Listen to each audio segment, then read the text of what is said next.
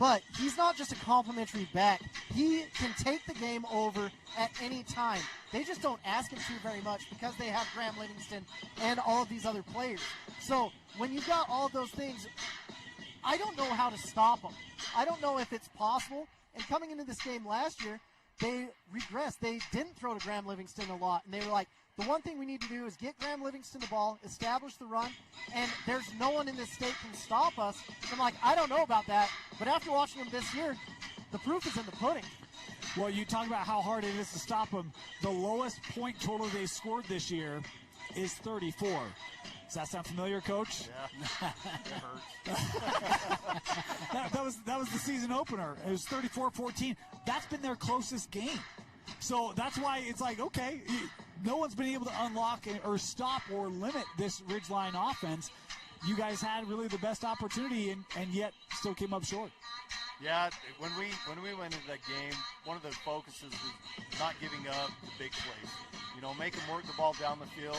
You know, and you talk about Graham, you know, as we talk about his ability, I mean, he is a superstar, but, you know, he's if you want a possession guy, he's a possession guy. Oh, yeah. He'll make every catch. He doesn't have to go over the top, you know, but if you go one-on-one with him, he's going to beat you. So he's a possession guy that runs, you know, sub-11 in the 100, 10-7, 10-6 kid, you know, and so that's difficult. So that's what we did going into the game is just, hey, we don't want to give up the big play. Make them work the ball down the field, and you know, that's the only hope you have. Well, and the challenge is even if you're successful in slowing down their offense, then you got to go up against their defense because that's a whole other chore, and it can start with Crew Jones, Jeff. Crew Jones, I mean, he's the headliner, right? He's got the scholarship offers from everybody. I mean, I could start listing them off and we'd be here all night long. Crew Jones is the real deal. He is the leading sack guy on this team. He's got 12 sacks on the season, 21 tackles for loss, 23 hurries, and he's seeing a lot of double coverages. He's seeing a lot of chip blocks. I mean, he's seeing a lot of different things, and he continues to produce. And he plays a little tight end, too. He does a pretty good job over there. Crew Jones he's borderline unstoppable. And then when you flank him with the rest of this pass rush, it's easy to get lost in the headlines and the stats of Crew Jones. But Ridgeline has 4 guys, including Crew. They have 4 guys with more than 9 sacks this season. I mean, they've got guys that could come from everywhere. Cohen Richards, Landon Perkins, Cooper Collard. They just have so many weapons. But I think it starts with Crew because you got to key in on Crew. He's going to command a lot of attention, and he does a really good job of freeing things up for the rest of the guys on that defense. You mentioned some of the support guys. It is more than just Crew. I mean, the linebacking core is absolutely ridiculous. When you've got Landon Perkins, 6.9 tackles a game, you've got Hunter Knighton. He is an absolute stud. But my favorite of all of them, Cooper Clark comes in, and he just cleans up. He's a wide receiver. He's a linebacker. He's in everything you want. And that's what's cool about this little community. Everyone goes both ways. And even on the back end, if you try to throw it up, Graham Livingston's going to come back with it on the back end, too. You're like, oh, yeah, that kid that just scored a 70-yard touchdown, he just got an interception for 70 yards as well. This film is absolutely ridiculous. I was showing my nephew today. I was like, this is what you want to be when you grow up. Little do you know. By the way, Clark has several interceptions this year as well. So, look, they can turn it over. They do everything. Coach, when you look at how do we attack this offense, I mean, how did you attack that defensive Ridgeline? Is there an area where you're like, yeah, maybe there, but or are they just that good across the board? No, they are. They're a solid group. When Moose talks about the linebacker core, I mean, the linebackers, in my view, make that defense. They do a really good job. The defensive line, I mean, you got to take care of them up front. But because you take care of them up front, those linebackers are everywhere. Really impressive on how well they play pass and run. They're able to, you know, get upfield and drop. So when we went, we tried to attack the outside. We tried to get to the outside a little bit. If I were to say where's their one area, it's on the corners. You know, try to get to the outside a little bit and attack them there. But you know, they're a very solid defensive team. Which is interesting because now when we kind of flip the switch and we look at this Provo team, there's been a Provo team that's got a great quarterback in Garrett Gortrup. He's thrown 6, 7 touchdowns in ball games multiple times this year. They do have a ground game, but they probably, well, I don't know. Let's start. with you, Jeff. When you look at this Provo team, Garrick Orchard, Philly Moeatu out of the backfield, DeMartini's on the outside as well as Wright. What makes this Provo offense unique for you? Well, I think they can beat you in a variety of different ways. And so for me, when I look at this game, I'm going to look at the past. And I'm going to look at Spanish Fork. Inside this stadium, they upset Ridgeline. So what did Spanish Fork have? They had McKay Smith. He was a dog at quarterback, right? 2,700 passing yards coming into that game against Ridgeline. Garrick Orchard has 2,688 passing yards on the season. So you kind of got that McKay Smith element, okay? Then you look at Brock Jacobson. He was great for Spanish Fork last year as a wide receiver, had more than 1,200 receiving yards. Provo's got Ronnie Wright. That's their go-to wide receiver, nearly 1,400 receiving yards. So, okay, you've got some of that. Caden Vest was on Spanish Fork. He ran for 1 billion yards. Yep. I mean, almost 3,000 yards on the season. Malik Filiboyatu has been fantastic for this Provo offense. He's got over 1,000 rushing yards by all accounts. He's been very, very good. But what Caden Vest brought to that game against Ridgeline, he brought toughness. He helped Spanish Fork continue to move the chains when they got into third and short. That's what Malik Filiboyatu has to do today. I think they've got the weapons on the outside, and I think they've got the quarterback that they can find some success. But what makes Ridgeline so tough is when it's third down, they get off the field. I mean, they get off the field every time. You've got to have that guy, and I think it's going to be Filiboyatu tonight. You got to have that guy that can keep that powerful Ridgeline offense on the sideline and keep moving the chains to keep your offense going forward. So, I mean, part of the makes... I would say the same thing. I think when we previewed the 4A state tournament, we said if Provo's going to make a run, and remember, this is a preseason top 5 team in 4A. Yeah. There were a lot of expectations on Provo this year. If they're going to make a run, Philly Moeatu has to have that impact week to week in the playoffs to do so. Coach, you talk about, well, if there is a weakness, we try to attack the outside, get away from some of those linebackers and the front seven. So do you try to establish Moeatu in this game, or do you look for, we want to use Ronnie Wright to open things up, Moose? What are you thinking? I mean, honestly, I like Ronnie Wright. I like Griffin DeMartini as well. You've got two solid options right there that can attack the defense, get the corners out. If we can get the linebackers running side to side and not knifing through the offensive line, that's when we can open things up. And you've got big things going right there. So I want to spread the defense out, make sure they're not in the box, and then attack the box once they vacate that area. And we can do a lot of good things through that. But Provo has the athletes to do it. They've played a tough schedule, and they're ready to go tonight. So I'm excited for Provo and what they can do tonight. Coach, I want to gain your perspective on this because, again, you coach Morgan. That's not in the 4A classification, but you guys play up. You go play larger classification teams. You play both of these teams as you're preparing your team. How important is that for you as a coach to help your kids, your program, understand what success looks like and to prepare them for these kinds of games down the road? Well, I think it's vital for the success of a program. You can't be afraid to go into those games. You got to look for opportunities to play difficult teams. So when we make our schedule, we look for those opportunities. We want to go play the Ridgeline. We want to be able to play Provo. We want to be able to play Bountiful. To be able to go and play those teams is awesome. And it helps develop a mindset of you can go and you can compete.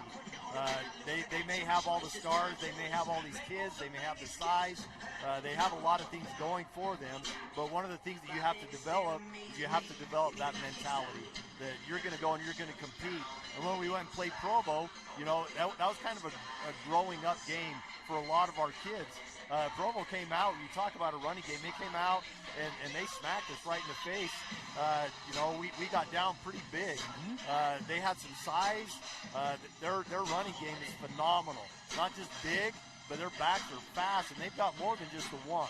You got number 24, and then you bring in number 8 or 9, the Brown kid, I think. Yeah. And just one kid after another.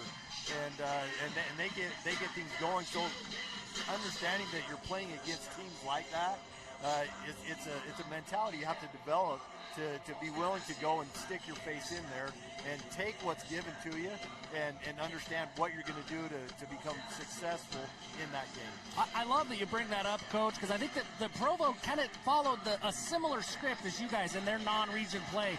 They go down to Crimson. That's a tough game. We're going to see them tomorrow, right? That's a tough test.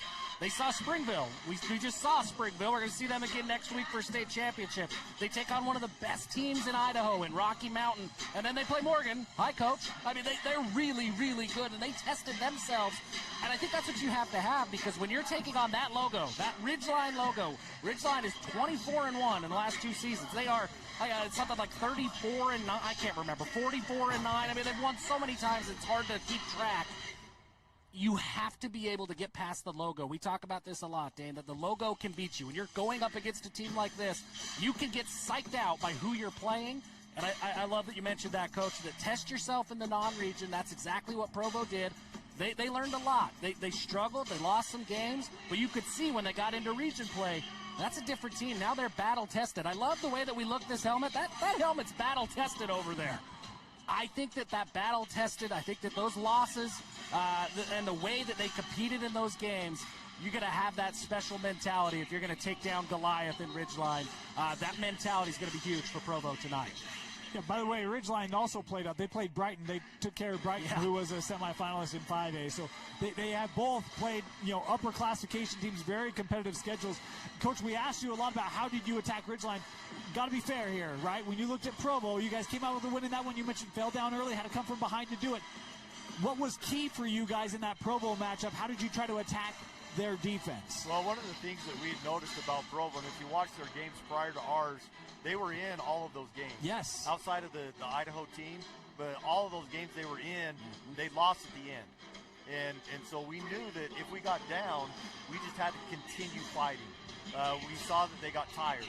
So we're going to keep battling, or we're going to keep attacking. And hopefully by the end of the game, we'll be able to still be there, and we'll make a play at the end of the game to kind of close that out. And, it's funny, that's exactly how it happened, going into overtime and being able to finish out that way. But, as far as what Provo does, they're big up front. So when you talk about trying to get Ridgeline going side to side, Provo getting them side to side was one of the things that we really focused on, just getting them more tired. They had, we don't have a lot of kids necessarily play both ways. They have quite a few that played both ways, so we just wanted to get them tired. We wanted to get them tired early and kind of run them. And when people get tired, that's when the mentality starts to suffer. And so we wanted to get them tired, knowing that eventually things are going to open up. And we saw some things in the way that they cover, that we knew we were going to be able to attack the secondary a little bit. And so that's what we tried to do. We tried to run the ball as much as we could and then hit them with the pass. Jeff, I love that you brought up similarities between this Provo team and last year's Spanish Fork team, which upset Ridgeline. When you look at this Provo defense, 25 sacks on the year. That's not a number that's going to overwhelm you. They do have 16 interceptions, so they have forced some turnovers. But when you hear that, and we talk about the strength of Ridgeline, the versatility of their offense, does that give you pause about, will this defensive front of Provo be able to get pressure on Nate Dolly? Will they be able to get home? And will they be able to stand up against this running game? I think that's going to be if Provo pulls off a big upset in this game, I think that's what they're going to have to do. And I look at Tiave Brown, talked about him a little bit as a running back. He's the havoc guy on defense with 72 tackles, 13 tackles for loss. He's one of the leading sack guys. I think he's got 4 or 5 on the year. Tiave Brown's a big deal, and he's pretty versatile. He plays at multiple levels of that defense at different times. He's going to have to create some havoc. Nate Dolly is really, really good at protecting the football. He does not put the ball in harm's way. If he misses where that ball is going to go out of bounds, where his guy's going to get it or nobody else will. You got to find a way to steal possessions. That's what you have to do against a Ridgeline team. They just move the ball so well. They score so many points. If you don't steal some extra possessions and give yourself another chance, it's going to be really tough. So, Provo, for me, they're going to have to create havoc. If they can't, then I think this is going to be a lot of Ridgeline today.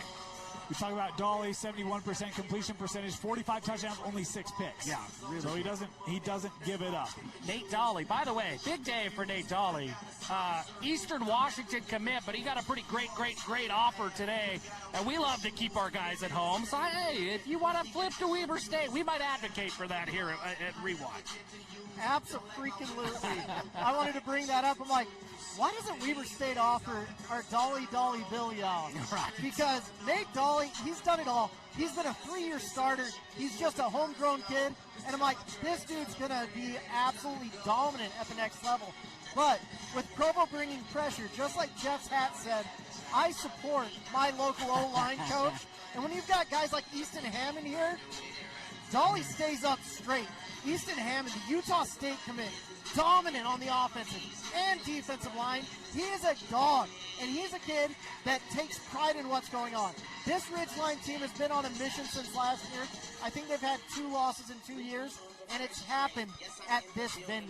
I was going to say, they've lost the last 3 semis in a row, Ridgeline has. They're trying to get out of that habit. That's not a habit you want to establish as a program, right?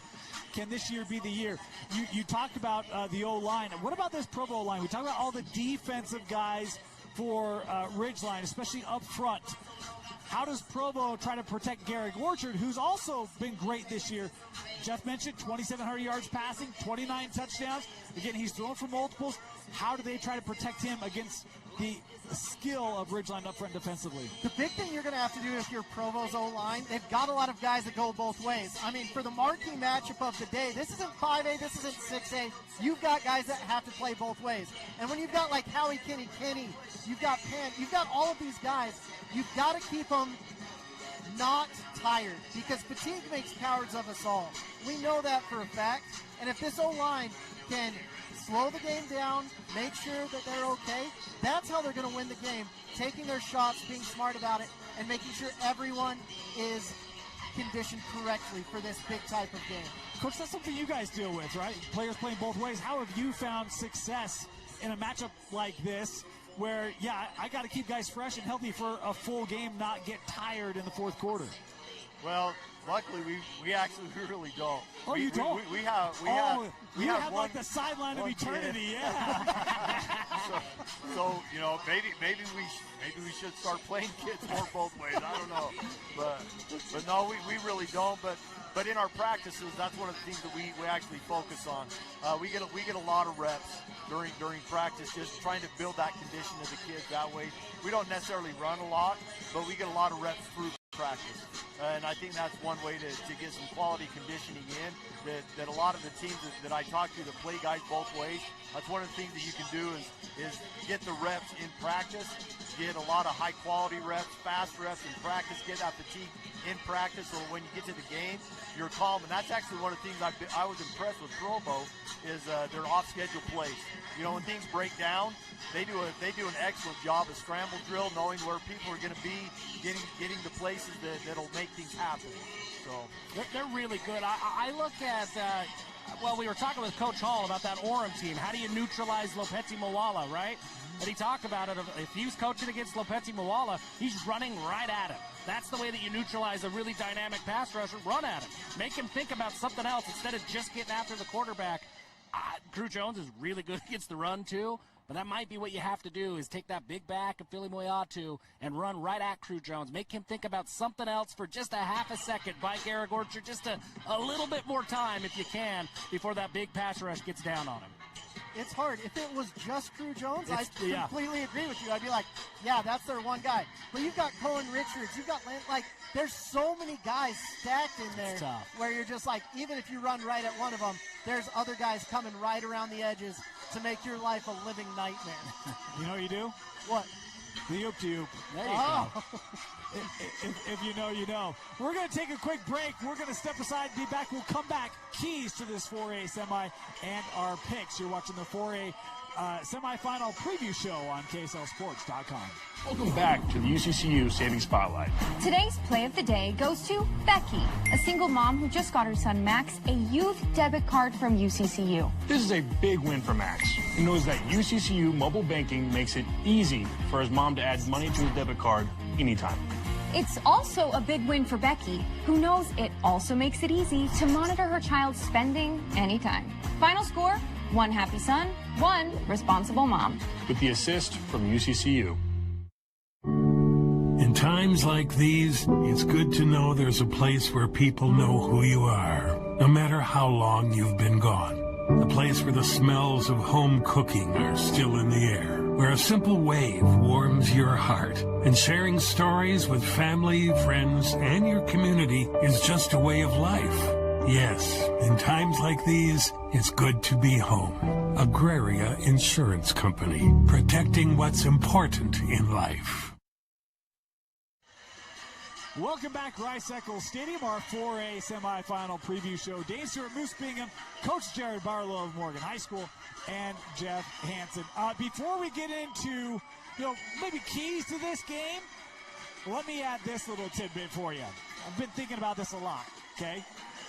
You got to have a lot of confidence to wear that green. That green for Ridgeline, like that thing, it pops. There's not a lot of teams that are sporting that look. First of all, I say this with love in my heart, right? Like, that lime green and that blue, like, it pops, and you see it everywhere, and it's a brand, and that logo's a thing of beauty, by the way. I love that Riverhawk. I think it's awesome with the sweater. I think it looks great. I love both of these helmets. Both of these helmets on a table together at the same time. We got a lot of green going on, and it's freaking me out a little bit. A lot of green going on. I like the green. It means that this matchup is going to be money. There it is. I like it. There it is. All right, let's talk your guys' keys for this 4A semifinal. Start at the other end. Yeah, for me, it starts with Nate Dolly. There's one guy in the history of the state of Utah who has more career passing yards than Nate Dolly, and that's Austin Kofensis. He had a pretty darn good career at Jordan High School.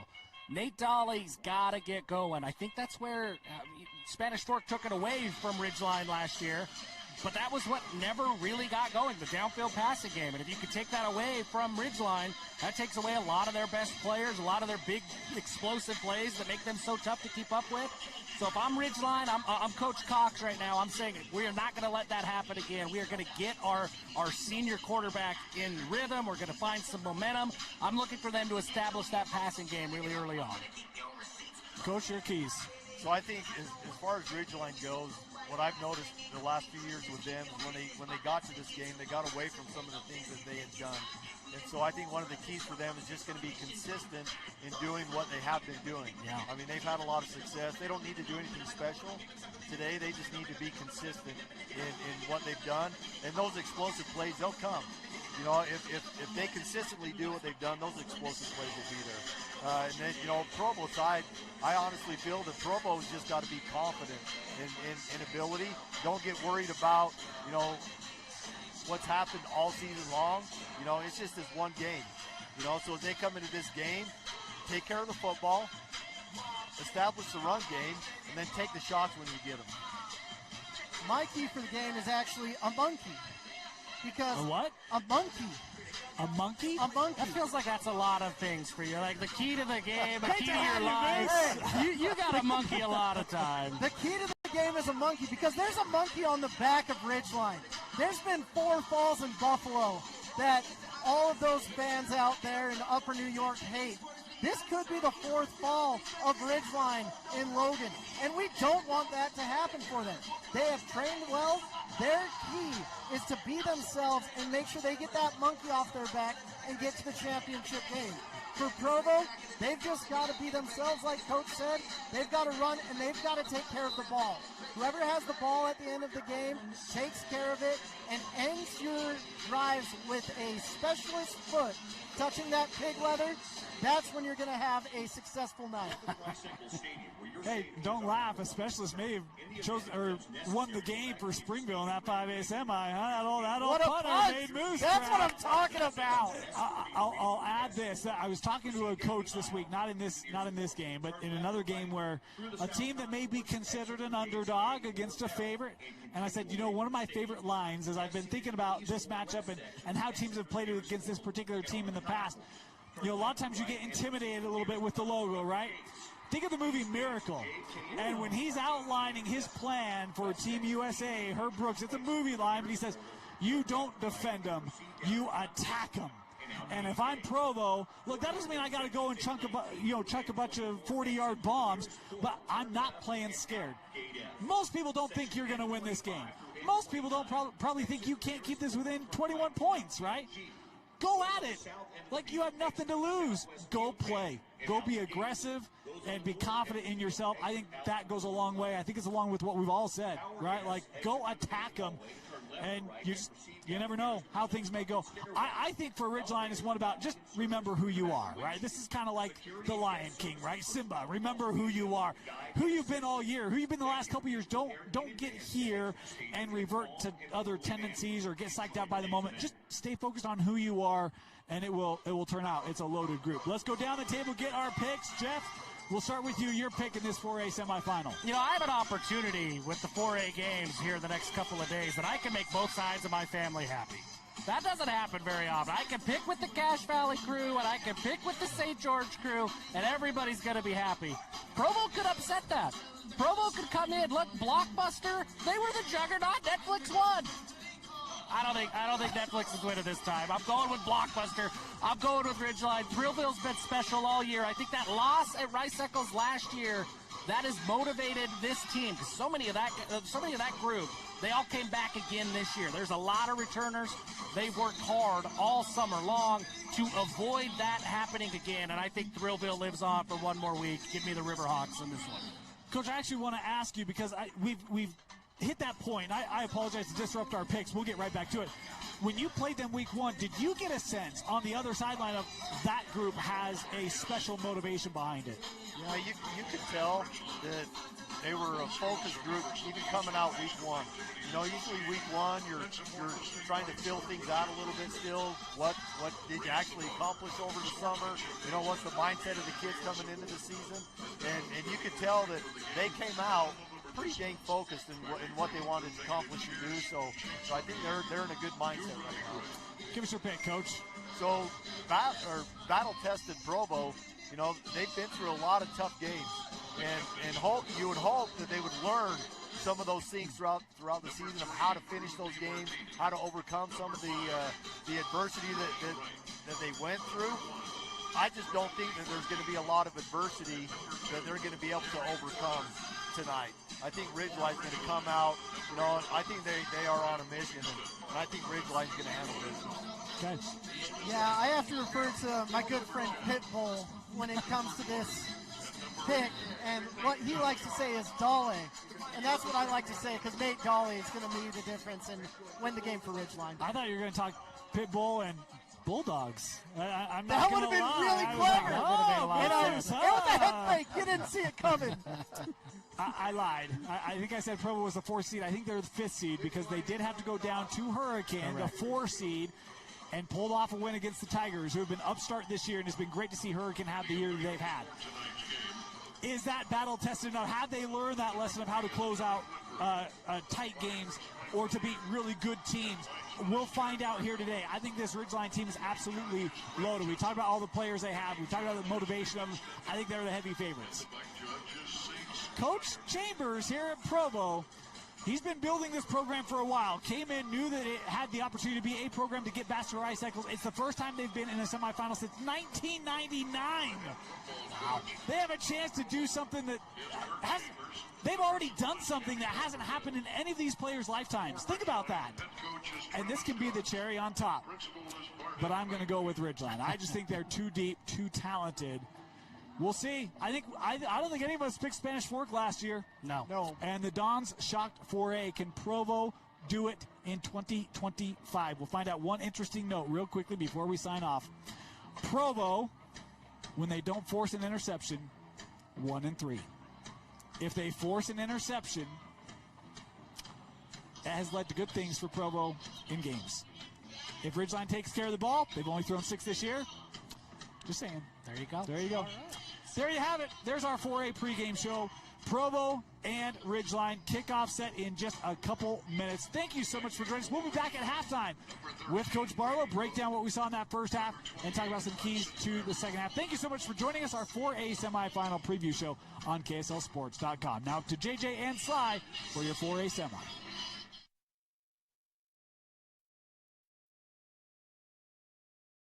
Sports presentation. Game Night Live kicks off now. Sponsored by UCCU. Welcome to Rice-Eccles Stadium. Jeremiah Jensen, Steven Sylvester with you. It's been quite a day here at the Turf. We've already had 2 5A semifinalists. They've punched their ticket to a state championship game. Now it's 4A's turn. Ridgeline versus Provo, Sly. This looks like a great game on paper. Ridgeline's the juggernaut, 12-0 this season, but Provo, don't look past that 8-4 record. They played a really tough schedule. That's a good football team over there. Provo's battle-tested. Everybody knows Ridgeline coming in.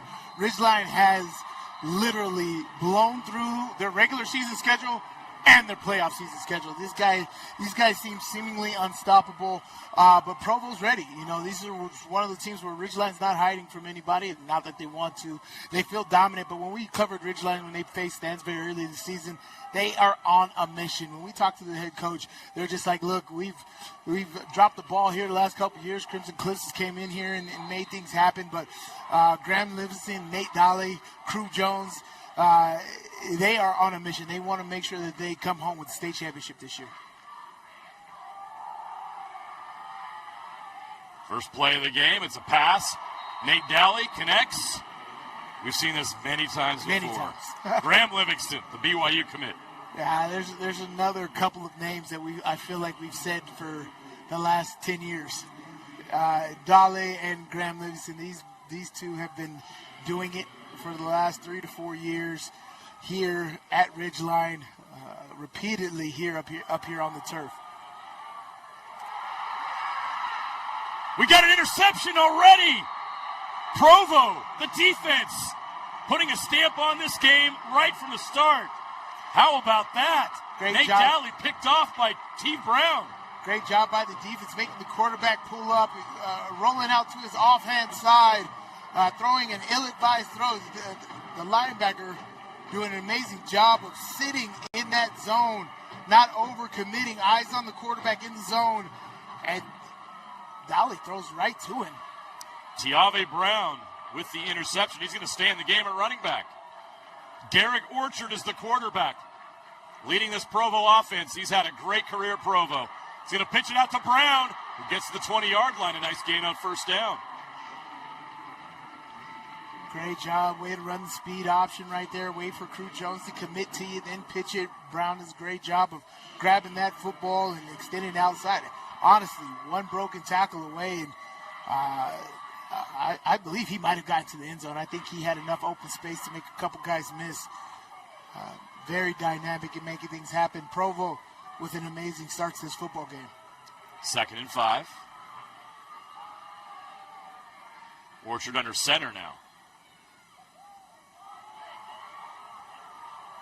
That's Griffin DiMartini trying to get outside, and he's a yard short of the first down marker. Yeah, great play call. You go trips into the boundary, you do a fake toss that way, come back with a counter OF. Handoff, you see this with the Kansas City Chiefs, and a lot of other teams have been doing it lately. I think we saw it earlier today in the West versus Orem game.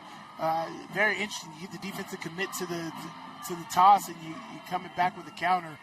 As linebackers, you got to read your triangle, see where those pullers are going. Ridgeline loads the box. They go to Brown. Powering forward, he's got the first down and more. Great blocking by that Provo front. The Bulldogs, feeding off the energy from that interception, have a lot of momentum right now. This is exactly the start they needed.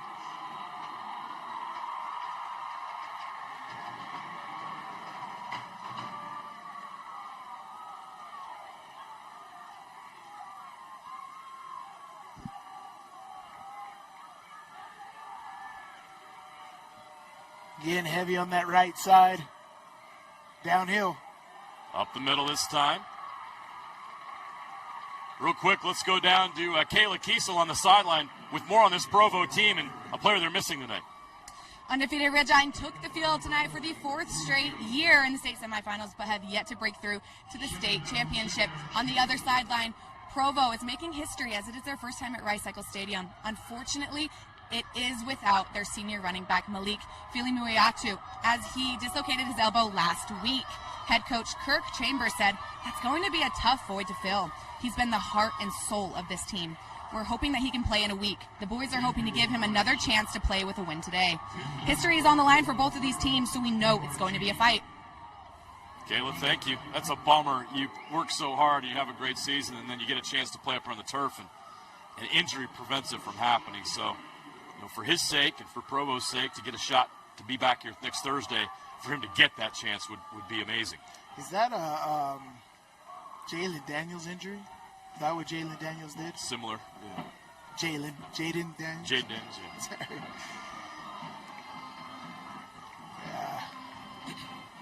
So it's 3rd down and 6. Orchard hands it off up the middle. They're going to run on 3rd and 6. They're close. Very close, but it's short. Yeah, and I think I like Provo's mentality here. They're just like, hey, this is 2-down territory. All right, they got big bodies coming in. They know exactly what time it is and what we're going to have to do. In order to win this game against the highly touted juggernaut of Ridgeline, we're going to have to pull out all stops. We're going to have to win the line of scrimmage. We're going to have to go for it on 4th down, take risks when we need to. They're all stacked up on the left side. Ooh. Oh. The stop is made by Ridgeline. The defense holds. Orchard was tripped up. Yes. But he handed to get the ball to the running back, and even then, Ridgeline was in the backfield. What a great stand by the Riverhawks. Great job right here, and that's the initial lockback, right? That's the defensive line watching the snap, knocking the offensive line back to be able to step on Orchard's foot so he doesn't get a clean handoff. Orchard's got to be more demonstrative in that handoff and knowing I got to get out of there. But here nor there, great job by that Ridgeline defensive front, creating that initial penetration, making that a sloppy handoff, and then finishing it off, not allowing Brown to get the 1st down. Hunter Knighton with the stop. The TFL, they turn it over on downs, and Ridgeline's interception doesn't cost them, but they put it on the ground again. I should say for the first time. The last one was an interception. They almost had a turnover, but they do recover this. Yeah. So a shaky start for this Ridgeline offense. Yes, it is. And Ridgeline, they run the ball, but they don't run the ball like crazy. These guys throw the football. Nate Daly with over 3,500 yards passing. Graham Livingston, number 11, with over 1,300 yards receiving. These guys throw the football. That's what they want to do, and that's what they're going to get into here. Rolling left. Daly's going to keep. Daly gets to the 10-yard line and a couple more, actually out to the 11. Decent gain there. It'll be 3rd down. Yeah, I want to give yourself some breathing room. Exactly what they do. It's a good roll out here. You roll to your strong side. That way you can make better decisions. And that's what he does there. Nate Daly does not throw a lot of interceptions. There's 5 interceptions on the year, but that's over 300 attempts passing. He only has 5 interceptions. I'll take that ratio any day. 3rd and 6 from the 11. Daly empty backfield, throws over the middle, caught. No, it's dropped. It's dropped. Graham Livingston doesn't do that very often. And that's the Provo defense with another stop. Holds up. Yeah, it was really good. This ball came out really early. I wasn't sure if there was pressure in Nate Daly's face, but that ball came out extremely early. Graham Livingston was the number 1 target on that under route. It happens all the time. But he didn't let that come all the way free, and I think that kind of surprised Livingston with outstanding hands anyway. This guy catches everything except that one. But I felt like that ball was just a little early. Hold that for 1 more second. Punting out of their own end zone is Ridgeline. A line drive punt. It's fielded in Ridgeline territory. A nice return down inside the 40 to the 35-yard line. That's Ronnie Wright, the receiver. 5'5" senior. He's got wheels, and he's got Provo with field position at the 34. Great field position. Provo had incredible field position so far this game. Right. Unusual field position. But they haven't translated to points yet. They got to break through, especially early. They got to take advantage of this moment. Oh, yes. Ridgeline's not going to be like this for long. No. Garrick Orchard. The throw outside, the catch is made by Griffin DiMartini. Inside the 30, down to the 28-yard line. Great short pass, straight to the flat here. Great job by DiMartini, keeping that ball in the outside hand, getting the extra yards.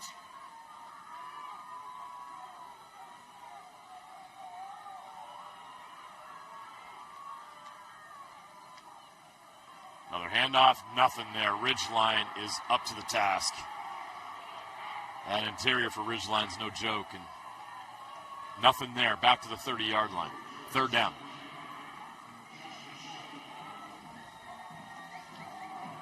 About third down and 7, third down and 6, third down and 7. Intermediate here. Again, you got to do another. I'm just a big fan of the sprint option. It's classic. It works. It's effective. Orchard will throw. Now he's got to get out of the pocket and run. Being chased. Boom. Catches made. Oh. Broken up. Cooper Clark, hello.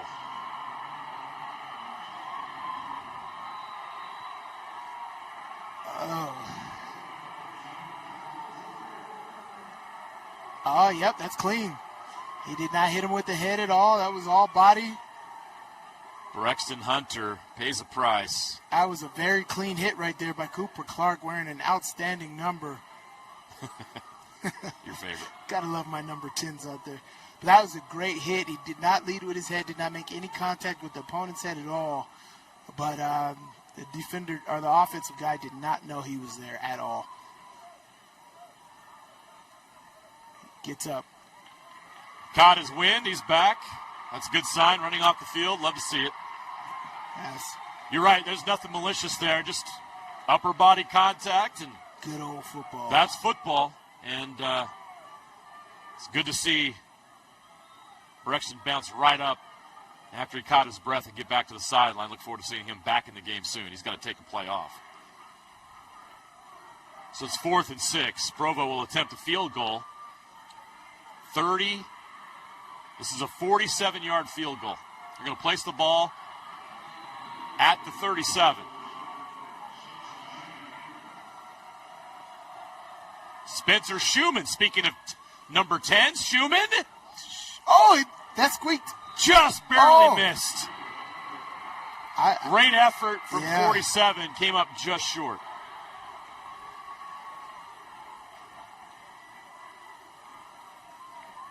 So again, an opportunity for Provo deep in Ridgeline territory, and they come up empty. It's been all about defense so far. How much longer can this Provo defense keep this high-octane Ridgeline offense in check? Right. They've had 2 drives. Ridgeline's had 2 drives that looks very un-Ridgeline-like. Yeah. Drop Coach passes. Cox, I'm sure, is not happy right now with the way they're operating. Had a fumble. There's been a few things that you just don't see from this Ridgeline, very technical Ridgeline offense. Daly takes the snap. The lefty fires. Incomplete. It's a little early there. Intended for Owen Leishman. That was a miscommunication with the receiver. The receiver, you want to stem the corner, and I just felt like he was playing with the DB too long. It's got to be a little quicker than that. He tried to kind of engage and release, and he's got to get his head around a lot quicker. If that DB is a certain distance away from the line of scrimmage, then don't even mess with him as far as trying to engage him. Just go straight into your route, and he just didn't get his head around quick enough for Daly. 2nd and 10 from the 20. Livingston went in motion. Free runner on Daly, and he's going to complete a pass in the flat. He's going to go for a first down all the way up to the 38-yard line. Nice play by number 26, Crosby West. Yeah, this is more like it. This is what you're seeing. You're seeing short passes that turn into a big game because of how the offensive plays are schemed. They're scheming for these things to happen, to throw it short. And this is like the old 2017 they went to the Super Bowl. They didn't win the Super Bowl. Rams, first Sean McVay Rams, they did a lot of crossing routes that made short routes come open. Catch is made this time by Graham Livingston. It's a gain of about 8 on first down. Outstanding. I really like Graham Livingston. I think he's an absolute baller. I hate the school that he chose to go to, though. But we'll live with it. We'll live with it. As long as he's balling, I'd like to see that guy. Dally, incomplete. Going for Livingston again. Could not connect. So now it's third down. 3rd and 2.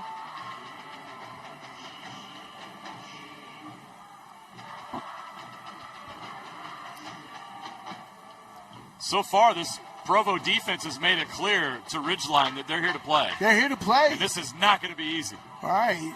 And that's the thing. You get some teams who come in here and like, oh, Ridgeline, they score 60, 70 points a game. Like, what are we going to do? And they kind of lay down. Provo is the direct opposite. They're like, we're going to take it to you.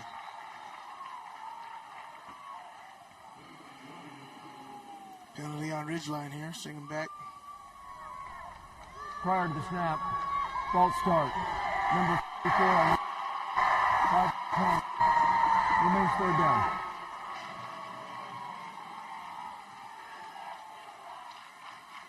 It's now 3rd and 7.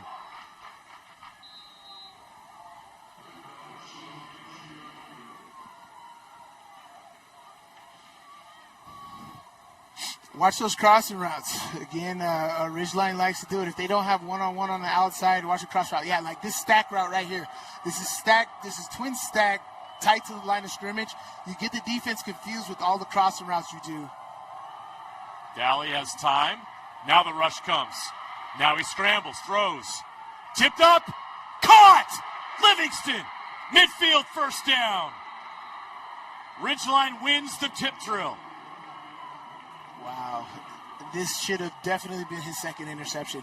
Great defensive scheme right there with the blitz, but escapability by Dolly does an amazing job, but you got it. That's an opportunity you got to make. Those are one of those plays you're going to be like, oh. Yep.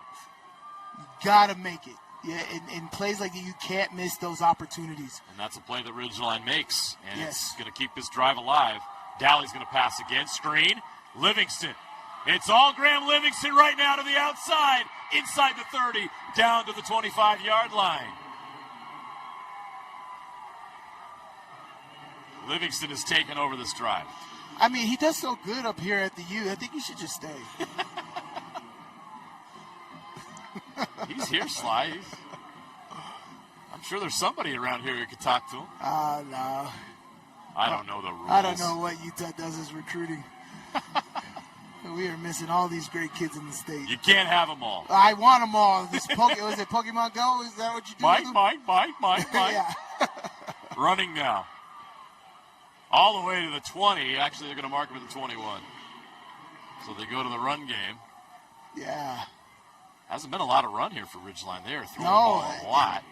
And they've got a very capable back in Fiafia, who's been a monster this year. Noah Fiafia, in the game we did at Stansbury, he was a monster in that game. Yeah, and that's what this offense is. It's like you got one part of your offense not working, there's another part that's going to definitely make it happen. Noah Fiafia with almost 1,000 yards on the season, 53 yards away from that. He can definitely get it done on the ground. 22 personnel. They're going to go back to the run game. Pulling defenders down to the 15-yard line.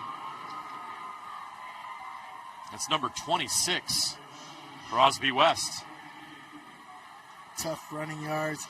You stick up in there, you keep those legs moving. If they're going to keep running past you, you have those legs keep going forward. Do 2 hands on the football inside, keep those legs moving forward.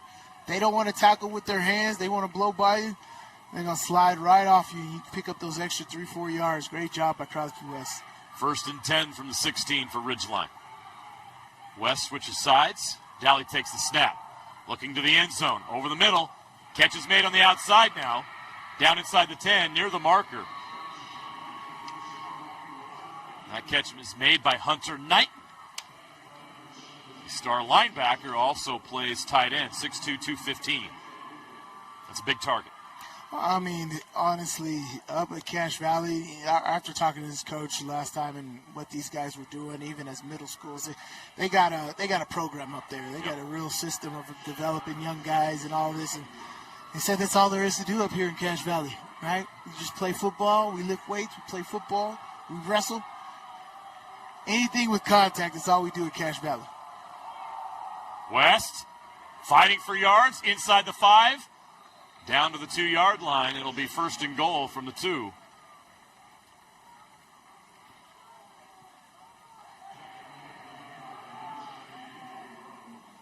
Ridgeline grinding down that Provo defense, and now we've got an injury.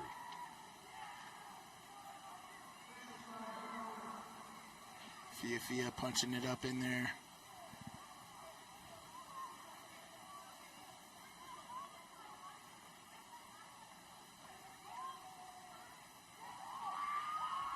I don't know what the injury was. He got his hand all twisted up in there. Yeah. And he's gotten up and walking off under his own power, so that's good to sight to see. But Ridgeline is knocking at the door now.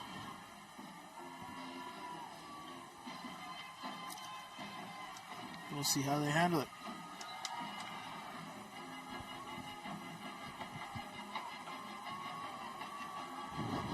All right, you got a power back. You got Graham Livingston.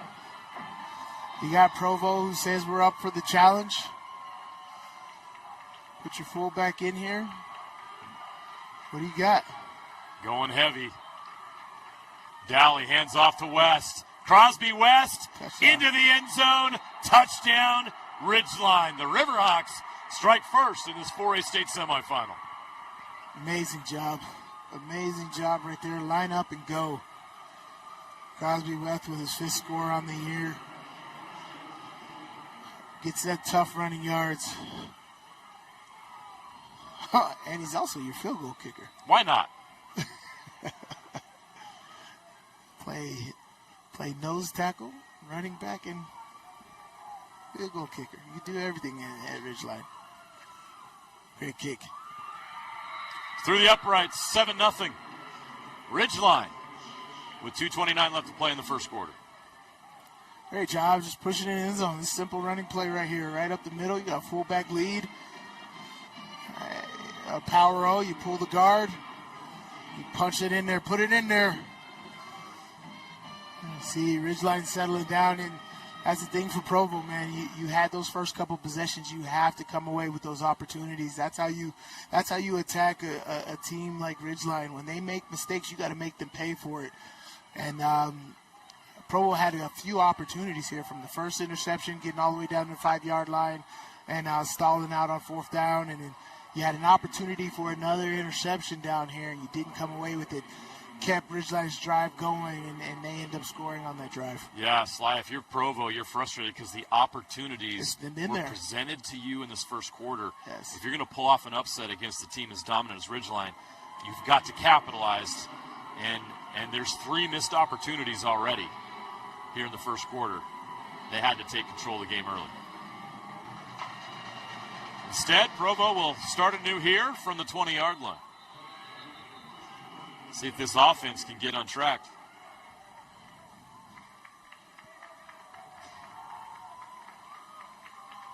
The defense has been pretty darn good. Even on that drive, even though Ridgeline scored, he didn't have the big chunk plays that Ridgeline's known for. Right. Ridgeline had to grind out that drive with multiple plays, and so that Provo defense has been up to the task so far in this first quarter. Now the offense needs to find their stride. Garrick Orchard at quarterback. He'll take the snap, and he's going to throw. It's caught. Big gain. DeMartini. Griffin DeMartini all the way up to the 45-yard line, a gain of 25, and a Provo first down. Great job. You call those 1-2s. You do an out route from the slot, and then you do a slant from the outside receiver coming in, and the quarterback just chooses what he likes. And it's a great job right here. And DeMartini is a tough runner. As soon as he catches that ball, he is not coming down easily, and takes that for a lot of yards after catch. 2-yard run on first down. Now 2nd and 8 from their own 47. We're under 2 minutes to play in the first quarter. Ridgeline with a 7-0 lead. This Provo offense starting to figure something out here. Orchard will throw again. Off target there. This Ridgeline defense is very good. You're not going to be able to get the same play in multiple times, right? They adjust on the run. Very adaptable. Very smart, very intelligent team. You got to mix things up here. You had success with that. Now you have to stretch them out a different way before you come back to that route. They are covering DeMartini extremely tight. So if that's the case, what else is open, right? For me, if you're having DeMartini run that slant, almost dig route, it's a little deep post almost, have somebody sit down and right in front of it to have that linebacker. Oh, nice screen. Screen set up nicely. Big gain here. Off to the races to the 30-yard line of Ridgeline. Well executed. That's Tiave Brown again. This is an amazing job, Tiave Brown, with that great interception. Well, he sold that well. Yes, he did. It was a tremendous job of slipping off that, getting his head back around and catching that football. But even more so, getting those blocks. You need to get those blocks on those linebackers because those are the people that disrupt the screen. And they did a good job with that and great job finishing that run by Brown. Great block by McKay Marvel. Over the middle, open, goes up and gets it. Inside the 10, down to the 5-yard line. Excellent catch. Nice ball by Garrick Orchard. Catch made by Ronnie Wright. That is a beautiful throw. So there's a window right between the linebackers and the safety, and that's a sweet spot. It's hard because you don't know how high you have to throw it to get it over the linebackers. You can't throw it too high because the back safety can get it. But that right there, small window to 20 to 23 yards is that window, and they do a great job. Way to sit in that window is right behind the linebackers. Ridgeline showing pressure. Now they back off. Orchard back in the end zone. Caught! Touchdown! Provo! What a response! Went back to Ronnie Wright for the score. And the Bulldogs are on the board. Great drive. You want to play? Let's play. I love it. I love it. This whole drive orchestrated great. The execution was on point. From that 1-2 slant route to DeMartini to the screenplay to that deep overpass right there, and that combination of the great play call and throw and catch right there for the touchdown. The extra point up and good. And we are tied. What an answer from the Provo Bulldogs. They're here to play. Look at this. Orchard, great throw in the back of the back pylon.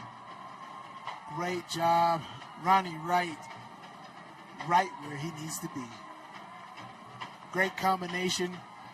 You run that trips, double in route from the outside guys and corner route from the third receiver slot right there. Great design. I got that play off Madden. That's perfect. You get royalties on that? Hey, no. It's all about the execution. Yeah, it was great. Execution was great. You get aggressive corners on the backside.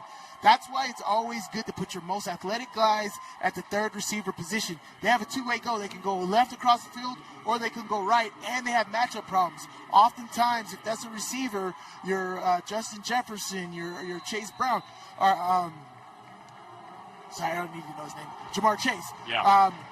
They're the most athletic people in that third receiver slot. You have them on linebackers or safeties. And and even if they put a corner on him, he has a two-way go. You're not able to be stopped by the sideline. It's a very dangerous position, and if you can take advantage of it and execute the way Provo just did, you're going to win a lot of football games. That was great execution there by Provo.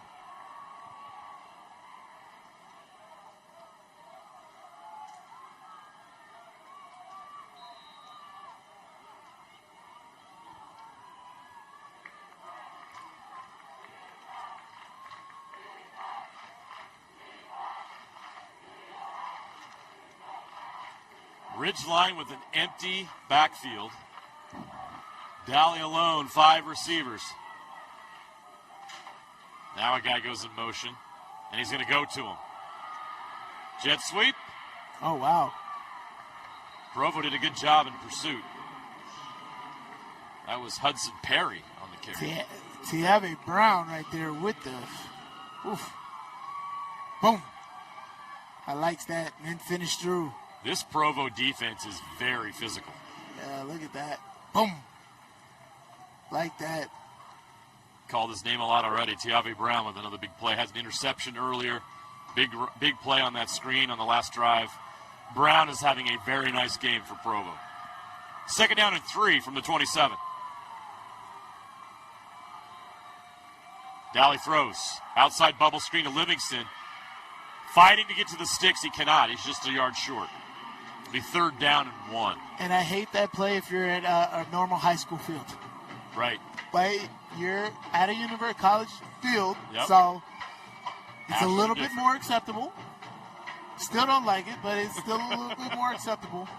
But either way, you're giving it to a dynamic player that can make a lot of things happen after the catch. And Graham Livingston, honestly, you got to have Graham Livingston on your fantasy team each and every week because you get a point for a catch. This guy's getting 10 catches a game for sure. Yeah, he's really important in points per reception leagues. If you're playing high school fantasy football, you got a problem. Oh, yeah. Uh-oh. Dowley's in trouble. And how about this? He gets out of it and gets a first down. What an athletic play by the senior quarterback who's played a lot of football. He started here as a freshman, and the experience shows on this play. Yeah, this is amazing effort right there. This is great defensive pressure, but elite escapability right here. Nate Dowley understanding what he needs, right? The first down. Where's that first down marker? Look at his eyes right here. I got to get that marker. Oh, right there. Great job by Dowley at escaping and getting exactly what he needs to extend this drive. And that's how this first quarter will end. What a quarter it is. Two great teams doing battle here on the turf of Rice-Eccles Stadium. Both of these teams won a championship, and you can see how bad. We got 3 more quarters of this. I can't wait. We'll be back with second quarter action here on Game Night Live after this. With affordable GLP-1 medication from Direct Meds, I've lost weight but gained lots of attention. From old college boyfriends, hi, to young college boys. Oh, honey. And my husband's obsessed. She loves to make me jealous. Well, as a woman over 50, losing weight was about as hard as getting my husband to cook anything but cereal. Honey, where's the milk? In your hand, babe. Oh. Visit directmeds.com today. Want to make out? Sure. Okay. Bucket list hikes, local races, challenging adventures, that one goal that means so much to you. Salt Lake Running Company has the gear and expert advice you need to start and finish strong. You'll be crushing that goal before you know it. With our trained and knowledgeable staff, an award-winning custom shoe fit process, and the head-to-toe products you need, SLRC will gear you up for your goal. Shop in-store at any of our locations along the Wasatch Front or shop online at slrc.com. Flowers hitting on 55-year-old ladies. Welcome back to Rice-Eccles Stadium. Second quarter action begins right now in the 4A state semifinals. Ridgeline with the ball, 1st and 10 at their own 32. Game's tied at 7. Livingston in motion. He's going to go to him on the outside. Provo all over it. Graham Livingston going nowhere. And guess who's at it again? Brown. Number 9 is everywhere tonight. Salve Brown he's making his presence known. He is a big body over the middle, but a big bruiser. And he's definitely a guy you want at the running back position because he's going to finish runs. But if you can see the way he flows as a linebacker on these quick outside plays, it's exactly what you want. And so playing both sides of the football, man, I absolutely love watching the way he runs to the football. Second down and 9 now from the 33. Athletic guy, look at him play in space over at third receiver. Dowley throwing. Throws to his right this time. Connects to Fiafia. He doesn't get much. He gets to the 36-yard line. It's a gain of 4. Can this Provo defense come up with another stop?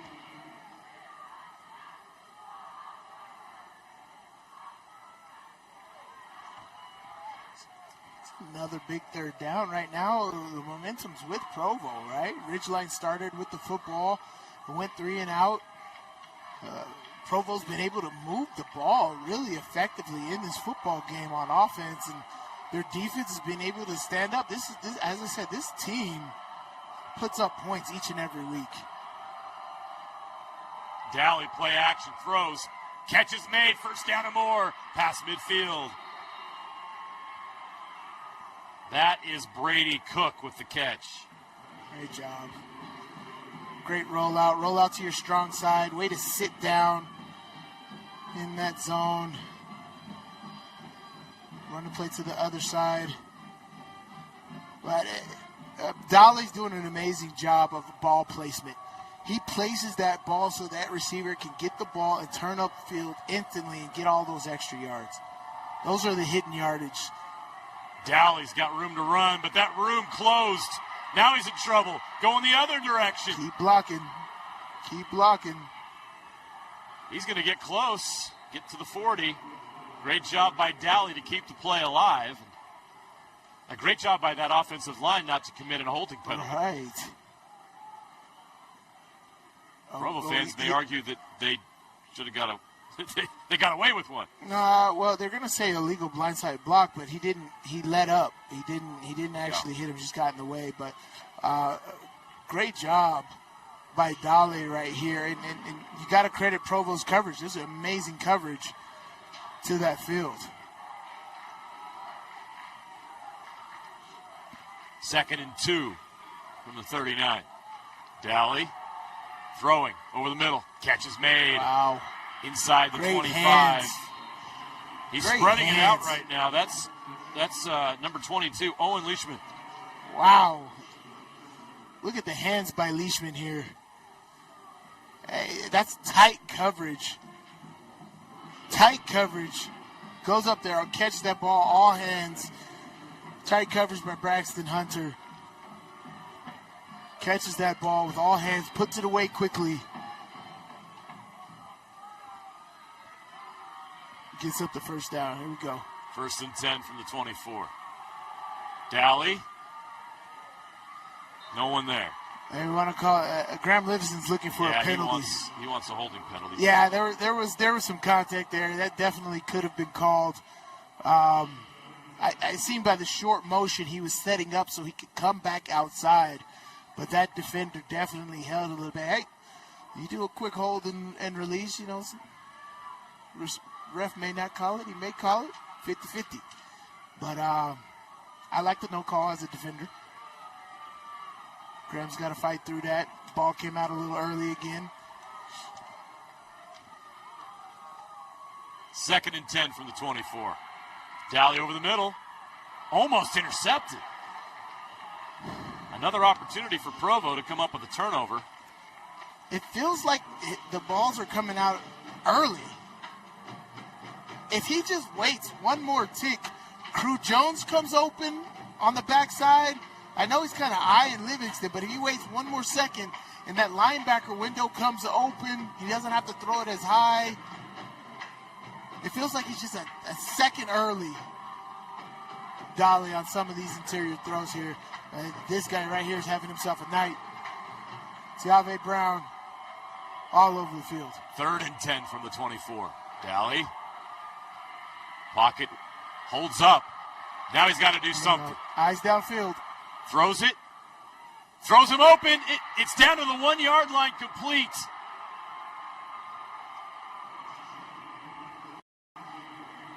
Brady Cook wanted a touchdown. He's not going to get it, but he's close. Yeah, he was close. He had a couple receivers. By him extending the play here, he had Hunter Knighton short. He could have threw and could have got some great yards, but that was a great completion right there to Brady Cook. Almost tight roping it, and a lefty throwing it to the right sideline right there. Not an easy throw. Not an easy throw, not at all. Great job by Brady Cook at catching it. A lot of people don't catch it still. That's the other part of the. Oh, great hit in the backfield. Great job. That's number 3, Crew DiMartini, coming in the defensive back, and that's another meeting DiMartini? the running back in the backfield.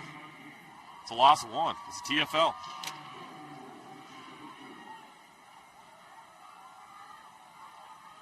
We got 2 DiMartinis here with a pretty similar statistics. I wonder if they're twins. Possibly. One's a little bigger than the other. 2 inches. Irish twins. they may argue over that. 2nd and goal from the 2. Dowley rolling left. He's a lefty. Throws wide open in the end zone. That's a touchdown for Ridgeline. And it's number 40, Crew Jones, the star junior defensive end who's being recruited by the entire country, it feels like. That's Mr. Football right there.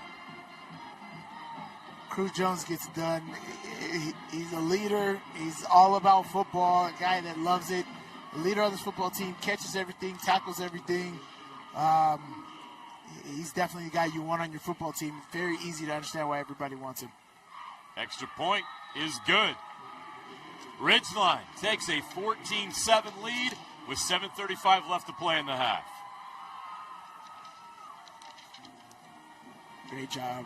And as I said, Cruz Jones has come through a few times like that. If Dolly is one, looking for him, but two, just waits an extra second. Cruz Jones comes open in that under that Provo screen often. And so, but again, great job, great patience by Dolly. Great that there's a lot of people you got to commend on that drive for Ridgeline, right? That was not an easy drive. No, not at all. They had to work for that, and but led by Nate Dolly, man, I gotta commend his leadership on third down, taking it upon himself to extend plays and get the correct guys the ball, that deep ball that Brady Cook down here on the 1-2 yard line, from his throwing from the left hand all the way to the right sideline in tight coverage. It's not easy to do, but this Ridgeline is in full effect, and as we said before, they are very determined on getting back to that state final game. Touchback. Provo will start this drive at their own 20-yard line. Just a note, Ridgeline has never trailed or been tied at the half this season. They've always been in the lead. Provo's giving them their biggest fight of the year so far. And that includes Brighton. Ridgeline went to Brighton and won that game 41-0. I mean, some of these scores are crazy, like 39-3 Park City, 71-0 at Tooele, 60-26 at Skyview. Skyview is a good football team. Gehrig outside, catch is made at the 25, 5-yard gain. Number 21 with the catch, Talitonu Lasa. Lasa.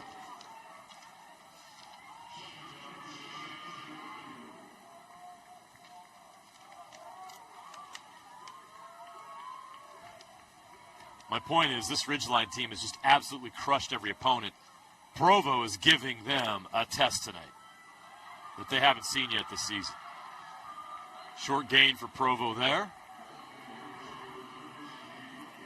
Yeah, Provo can't get discouraged, right? They got to continue on the attack, being aggressive.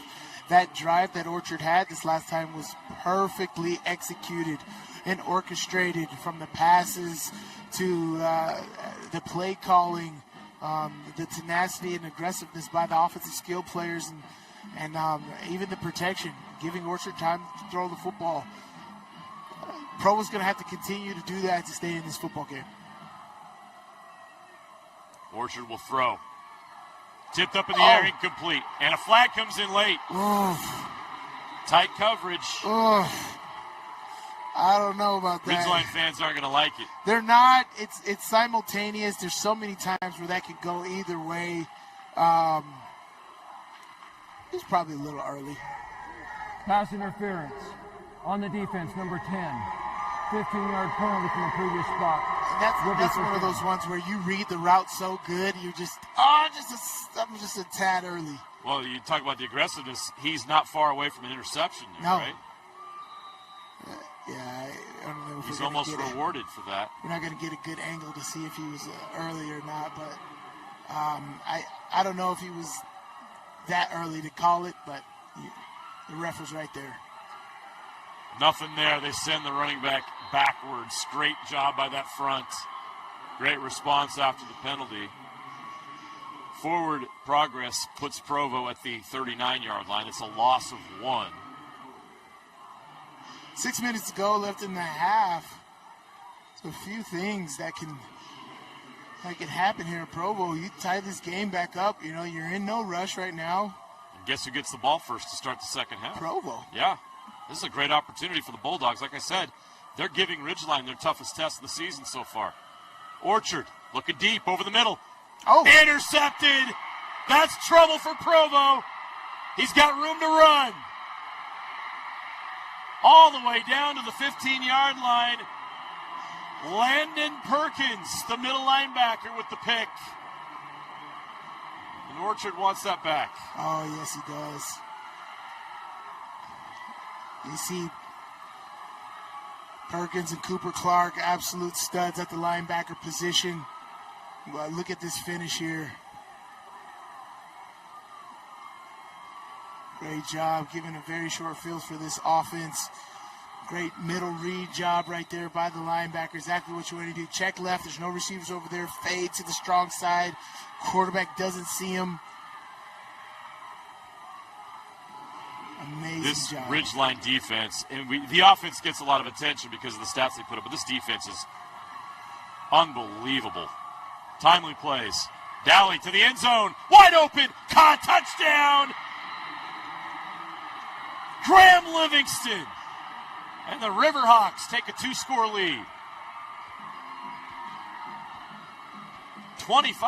15 yards. That's a tough one for Provo. That's a big swing. I love the offensive mentality. I love the whole team mentality of Ridgeline right there. You've got Provo dejected right now from the interception. They're kind of sulking a little bit. What better way to shove it down their throats than to score on the very next possession, on the very next play? You dial up a shot play right there. I was pointing. They're going to Graham Livingston. He's one-on-one. They're playing soft coverage. If they were playing tight, it would have been the same fade, but they play off, so he does post corner. Number 8. The penalty. After this is the goal. Still one on time down. Yes, that is a dagger right there if I've ever witnessed one. That is exactly what you want to do. It's kind of like when you get a big play, big chunk play in the open field. What do? You hurry back up to the line of scrimmage, catch the defense where they're like, oh, man, we let a big play go, and you run another play. That right there, I love the plan of attack from Ridgeline and how they are executing right now. With the penalty, they're going to go for 2. Dowley going to run it in. He is. The 2-point conversion is good. 22-7, Ridgeline, and all of a sudden this game looks a lot different that quickly. Back-breaking sequence for Provo. Yes, it was. Yes, see, he's playing off, right? So you fake the slant, or as a sluggo, you fake the slant. As soon as that defensive back's hips commit to the slant, you break it back off into a fade route. And he didn't even have to run all the way. He's kind of backpedaling, like, throw the ball. He's like, I got him so good. This is why I hate you going to BYU, Graham. It's a great route. Oh, my gosh. And he just understands that, and Dolly throws an absolute dot. Gets it there, just playing really good, and then just the plan of attack from the turnover to really sticking it to your opponent. Oh. You made it. All the way to the end zone. I thought he was going to check up at the 1. That would have been dope.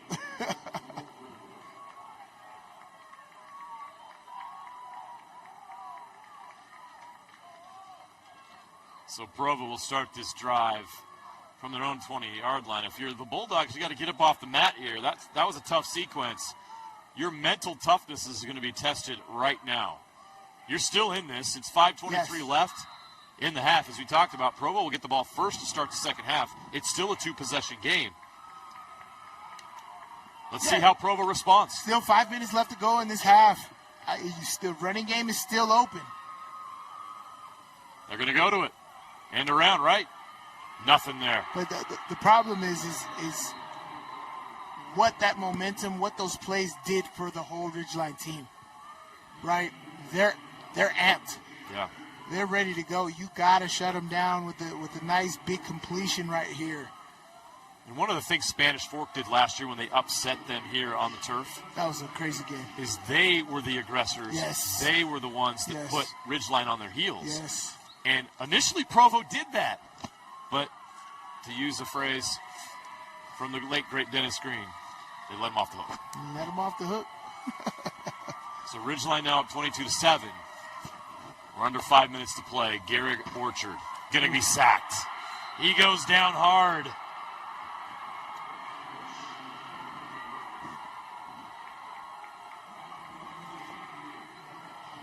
Cohen Richards with the sack.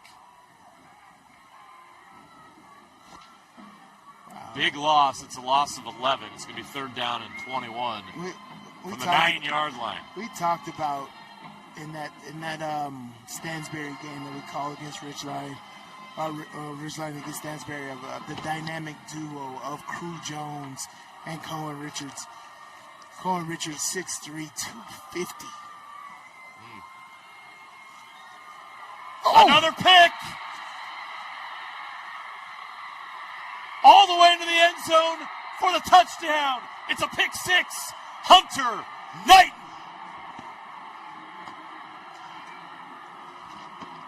This is what Ridgeline does. Yep. This was not like this in this first quarter. No. Just with 7 minutes to go in the game, it wasn't like this. That's 21 points in like 3 minutes of football.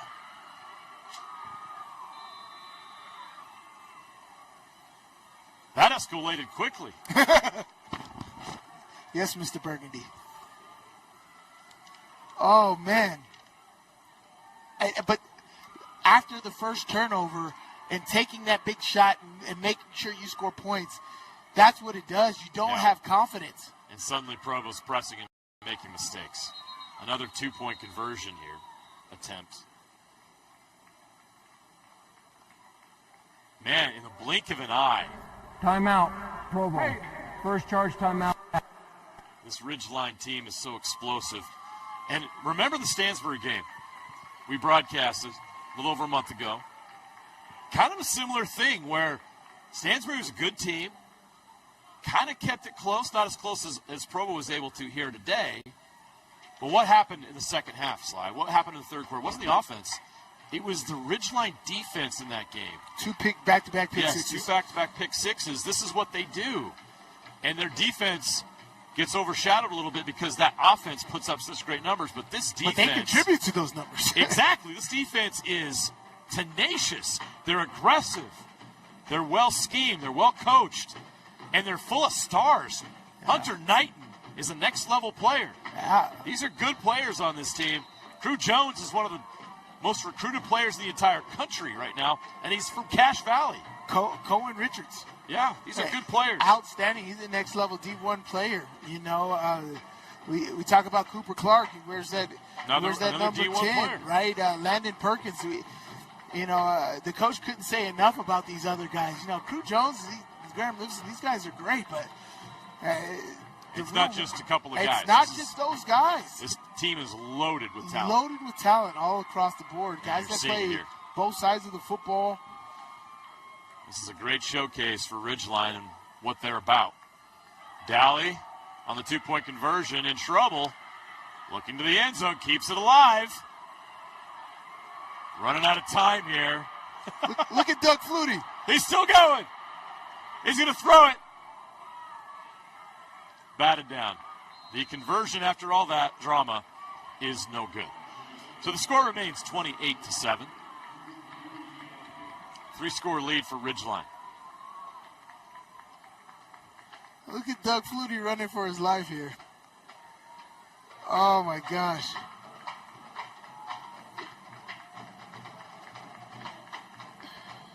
Oh, look at that pressure. Is Dally trying out for the cross-country team? What's he doing? Well, honestly, he had that long first down. It was a 10-yard run, but he must have ran 80 yards for it. His lungs are burning. And he's in really good shape. Oh, has to be. All right, look at right here. Got pressure. Great job by Provo at staying square, making sure he's not able to go north and south. And then coverage on the backside. Nobody was able to uncover on the backside there.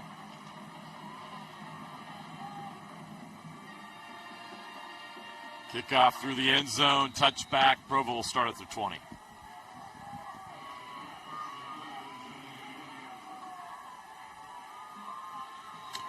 Body language has changed out there for the Provo Bulldogs. Oh, yes, it has. This is why Ridgeline's been so dominant, is they don't just beat you, they rip your heart out.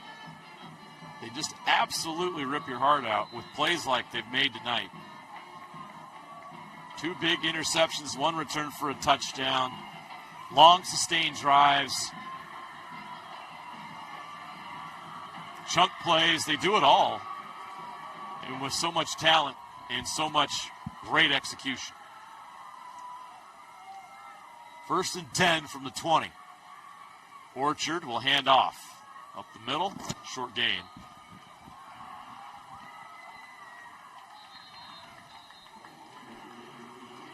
The score really flipped in a matter of minutes. Yeah, I got a little whiplash, to be quite honest. I was anticipating going into halftime 14-7. Provo had a chance to drive down there and score and tie it up. And like I keep mentioning, they would have had the ball to start the second half. And in the blink of an eye, Ridgeline makes play after play after play. Big, big plays. Yes. His head coach, Kirk Chambers, former NFL player, played his college ball at Stanford. He's a Provo alum. Coaching these kids, trying to get them back in this mentally. Slow it's and hard. steady. It's tough. It's not completely over with, but you can't have mental mistakes. You gotta execute at a high level here. You gotta run the ball, keep Ridgeline honest. Right now they're doing a 4-man front and creating immense pressure with just 4 guys. You know, Kayla talked about it in the open about how important this was for Provo to get here. This is their first trip to the semifinals since 1999. First trip this century for Provo. There's Brown again. Great hands. He's been outstanding for Provo. First down for the Bulldogs. Like, programs take steps, and we talk about in sports not skipping steps, and it's really tough to go from, a program that is kind of in the middle of the pack to a champion. Right. Provo's trying to make that jump, and this is their first year in 4A, and they've shown that here in 4A they can be here, they can compete with the best. And if you want to be the best, you got to beat Ridgeline, and that's the challenge for them tonight. For a quarter, they were right there. And there's still plenty of time in this game to get back into this, just down 3 scores. But as you said, but they've got to respond now. Body language plays a factor in that, right? You have to have the mentality that you can get back into this game. If you don't believe it, nobody else will. So it's got to be a leader on this football team that ignites this football team. Orchard. Oof. Oof. Goes down. Another sack. Great timeout by Ridgeline. Saving that here. I know he wanted to throw the swing pass, but that was covered. You cannot hesitate with this defense. This is a 4-man front, and they are all over the place. That's the feeling on the Bulldog sideline right there. Kind of holding surrender the Cobra going play, on in the right? second quarter. Yeah. This Provo team, somebody's going to have to step up and make a play to get the juices flowing again on that Yes, sideline. yes. Because there's you're not out of it. It's only 28-7. We still got a full half to play. Provo gets the ball first in that second half. If they get a big play here, they cut that lead in half. I mean, they cut it down to 28-14. You've shown that you're able to get pressure on Dali. Dali is extremely athletic. He extends the plays, makes things happen. But you can get to him. That's not impossible. You get to him, you pressure him to make an errant throw another interception. You pressure him, you knock the ball away from him, you create a turnover. You either pick that up, scoop and score or something. There's so many things that can happen. You're not out of this football game, but you have to. Body language is key, and that's the first start. 3rd and 12 from the 29-yard line. Orchard rolls That's right. Holding. Looks downfield. He's going to run now. Orchard, short of the sticks. Drew Jones. Oof. That guy is. Yeah, he's a freak. He was out of that play, got held. He gets held right here, and then watch him hunt. Look at Drew Jones, number 40, hunt. Comes all the way back and gets him down. Yeah. That's not quitting on the play right there. This is what NFL scout or college scouts love to watch right here. This Wow. guy's hunting, right? Yep. Now 4th down. Ridgeline call timeout again to save some possession time and try to put another touchdown up on the board before halftime.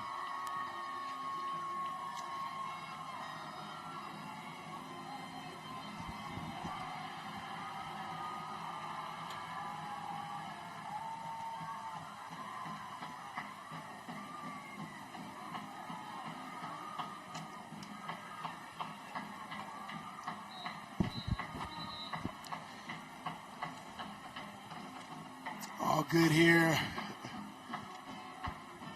Yeah, they got to go. They have to punt this football. Yeah, I would not go for it here.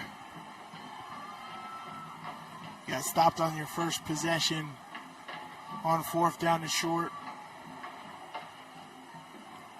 Definitely got to punt this football. Play clock's down to 10, 9, 8, 7. You got to hike it. Gotta go. Delay game. Oh, they called timeout. They called timeout. Coach Chambers was on Timeout. Provo. Yeah.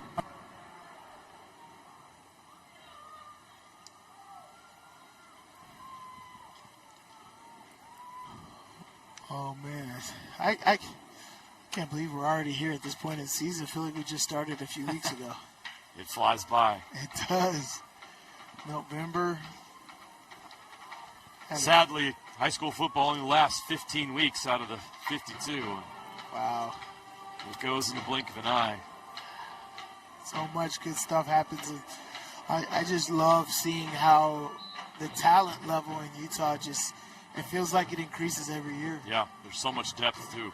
Yeah, quarterback position, the amazing running backs we have all through the state in all classes. Quarterback play, defensive guys, the talent level in Utah has just exceeded. It makes our job that much better. Provo will punt. Nice high punt. Fielded at the 27. So that's where Ridgeline will start this drive. They've got 2 minutes and 30 seconds to work with, plenty of time for them to put together a scoring drive. Provo's going to try to get a stop here, and if they do, they get the ball first. Start the second half and can recapture some momentum here.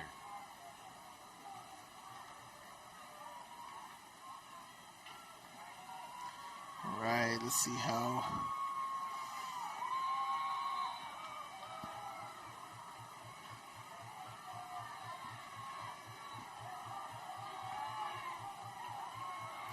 I'm still extremely aggressive if I'm Ridgeline. Catch is made. Yeah. Fia out to the 31-yard line. I'm playing 2-minute drill if I'm Ridgeline. I'm trying to score. If I can score quickly, that's great too. But I am not just trying to run the football here and take this into halftime. I am trying to be extremely aggressive. That's where they go empty here. You got one-on-one on the boundary side down here. Dowling taking a shot over the middle. Catch is made. Hunter Knighton. Into Provo territory. What a game Hunter Knighton is having. Ridgeline roaring down the field here. They haven't even had the ball for a minute, and they're already in Provo territory. On the Bulldogs' 44-yard line, 1st and 10. Yeah, stay aggressive here. Empty formation. Taking a shot deep. Over the top. Not there. Oh. Incomplete.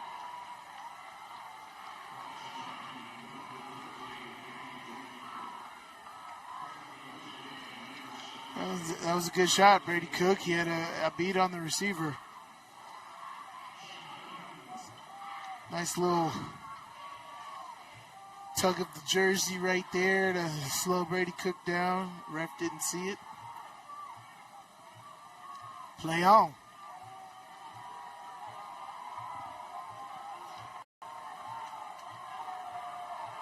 Second and 10.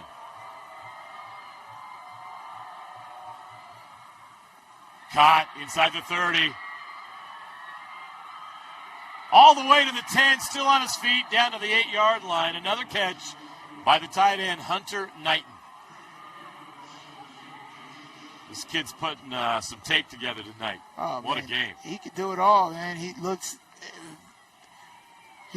very solid at the tight end position, and he looks very solid at the linebacker position.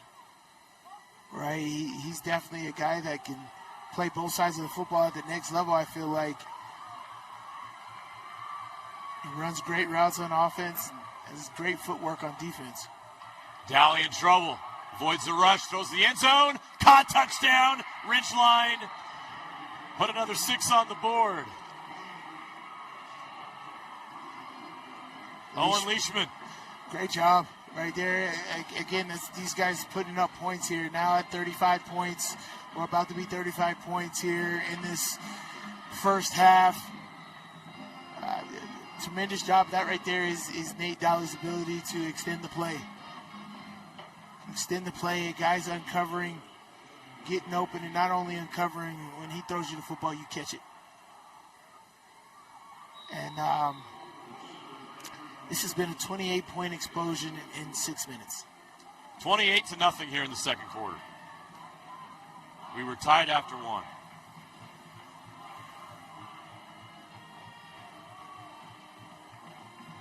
Yeah, wow. 6 minutes, 28 points. That's crazy. Great job by Ridgeline, man. This is what they do. They put that pressure on you, and they know how to score. And football is such a mental game because you have to be able to control your emotions and certain things. And you got to be able to put the last play behind you or whichever, and not carry that with you, that missed opportunity, not carry that with you on the next one to affect. Don't let that one play beat you more in that football game, right? And I don't know which play it was from, them failing on fourth down, the missed interception opportunity, it's just the pick six, a lot of different things. It feels like Provo is feeling right now, and they got to come out of this hole. This is their first opportunity on the turf in over 25 years.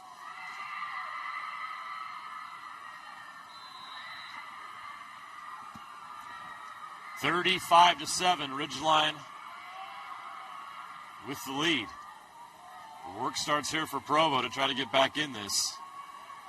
56 seconds. Again, they get the ball to start the second half. Big chunk play here could give them the momentum they need, and they're not going to get it on that play. My goodness, this Ridgeline defense is on fire right now. They can do no wrong. Yeah, Cohen Richards again. Cooper Clark. Cruz Jones and the boys. Yeah, that's a great move right there by Cohen Richards. You get one-on-one in the open field. Offensive lineman thought he had help inside, and Cohen Richards just makes that play happen. Great job. Cohen Richards, 6'2", 250. The defensive end, number 3.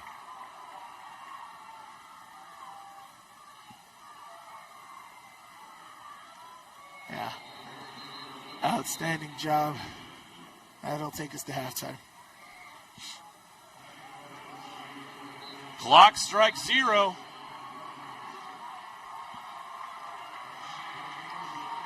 That's your halftime score. Ridgeline leads Provo 35-7. Let's go down to the sideline. Kayla's standing by with head coach Kirk Chambers. Hey, your team came out very strong in the first quarter and competed against Ridgeline better than anyone all season. What needs to be adjusted to get you guys back on track? A lot of things right now. We got to take care of the ball. We can't be turning over the ball. Those 2 interceptions are very costly. That changed all the momentum right then. And so we got to find a running game. We got to possess the ball, get first downs, and march this thing down. Luckily we do get the ball in the second half. So if we get a good score there, we'll claw our way back into the game. These boys will fight. They got grit. Thank you, Coach. Kayla, thank you. That's a coach that's seen a lot of football. Yeah. He's seen some wild stuff in the NFL. He's seen it in college. He knows you can come back and he's going to go get those young men in that locker room to believe right now in this final 24 minutes that they get back into this. Well, I like what he said, right? It's establish that running game. It starts there. Yeah. It starts there. It starts with a lot of momentum, and that propels you to other things of success. And taking care of the football is also another one. So they got to do that, and hopefully they can do that in the second half. All right, that's it from up here in the booth. Let's go down to the KSL Sports Rewind, guys. During halftime, we'll see you back up here in 15 minutes.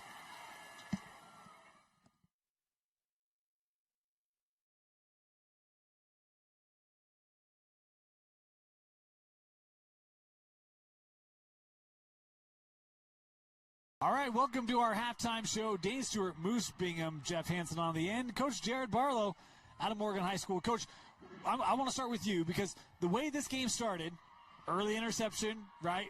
Ridgeline scores, and then Provo answers, and then it all just kind of got rolling for Ridgeline. The turn.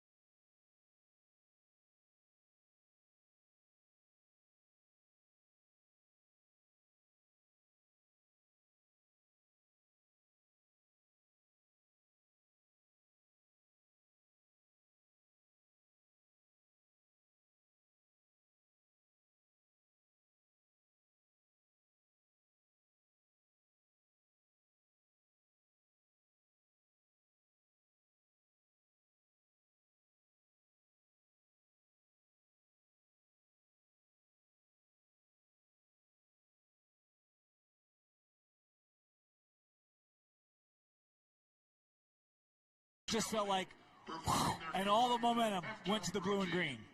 Yeah, Nate Dolly he settled in by the second quarter. It was really nice to see him. He was letting the ball get away from him a little bit in that first quarter and overthrowing some receivers, like you said, with the boundary pass right there. But once he settled in, there's nothing that can stop him, and his legs were something that was really amazing. I was sitting there, I was like, oh, he's not going to get there, and then all of a sudden, he made plays with his legs that extended drives, moved the sticks, and made it so that his guys could make plays. And I think that's the difference. I actually felt like this Provo defense played pretty well in that first half. But you'll notice, especially in the second quarter, that's where they started to find some holes in the coverage of Provo. Yeah, and Provo got pressure early. They were able to get pressure in the backfield, throw some timing off. Their coverage on routes was really well. But Ridgeline kind of made a couple of adjustments, understood where they were trying to send pressure, picked it up, and then they just cleaned that up and started rolling. That touchdown right here that we're looking at on these highlights, it was a 14-7 game with 7.5 minutes to go in the second half. I mean, that's how quickly, especially against this offense, when you have those turnovers, I mean, Ridgeline knows exactly what to do. They don't miss those opportunities very often, and it was an onslaught of points in the last 7.5 minutes of the second quarter. You see the defense got the stop, and then that's the first interception. Yeah, Ridgeline got more and more aggressive as the game went on, too. They were going for two-point conversions. They were doing everything they can. They did not want to take their foot off the gas in any way, shape, or form. And this is where I think Dolly got really locked in, right? You talk about easing a quarterback into a game, and some of those throws felt like now he's in rhythm. Now he's back to that 71% completion percentage guy he's been all year long, and he hasn't missed a beat since. Now that defense, man, that defensive line has just been suffocating. They really did. They turned it on in the second quarter. They've created some havoc. They've forced Garrick Orchard into some quick decisions. And now you're behind schedule, and and here you go, and you get Hunter Knighton here. He had a really impressive first half on both sides of the ball. Hunter Knighton did. He takes the pick six into the end zone there. I mean, it was just all Ridgeline, and it just happened so quick. And that when you have that many weapons on both sides of the ball, and you're as confident as this Riverhawk team is, that's how quickly it can happen. It doesn't take a whole lot of confidence for them to get rolling. Well, what I loved about them is they were getting Provo into passing downs. Then they could just rush 4. And with rushing 4, they're getting pressure on the quarterback. And when you've got 7 guys roaming in the backfield, that's where the interceptions come from, when you're getting the 4-man pressure on the rush. Ridgeline added on another touchdown, 35-7 our halftime score. Coach, you look at this one, Provo battle, they were right in that. Really the last 7 minutes is where this really exploded for Ridgeline. What are you talking about if you're Coach Chambers in that Provo locker room right now? You know, you're just trying to get back on a good mentality with the kids coming out of the half. You know, the game seems like it's away from you right now, but it's similar to what happened. We were down 24, I think, at Provo when we were playing Provo. So you just go in, guys, we're okay. We've had some turnovers. Let's clean a few things up. Let's do better up front. We got to be able to run the ball. When Provo had their scoring drive, they were able to run the ball a little bit. Let's be able to run the ball and then be able to hit your shots.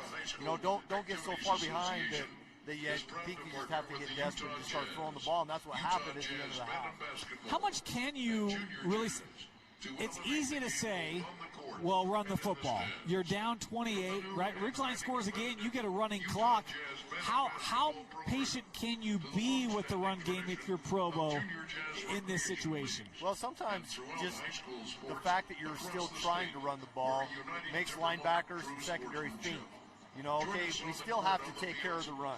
We can't just drop. We can't just pin our ears back and go. We still got to honor the run because they're still trying to run the ball. And so even if you're not getting big chunks of yardage, you're still running the ball. And that's still something that the defense has to think about, which will open up the passing game a little bit. So it's not necessarily that you have to run the ball down the field. Just be effective for a few downs, being able to run the ball to open a few things out. Yeah, you can add screens in, you can do different things, but you just need that defensive line not to pin their ears back. That's the big problem I'm seeing.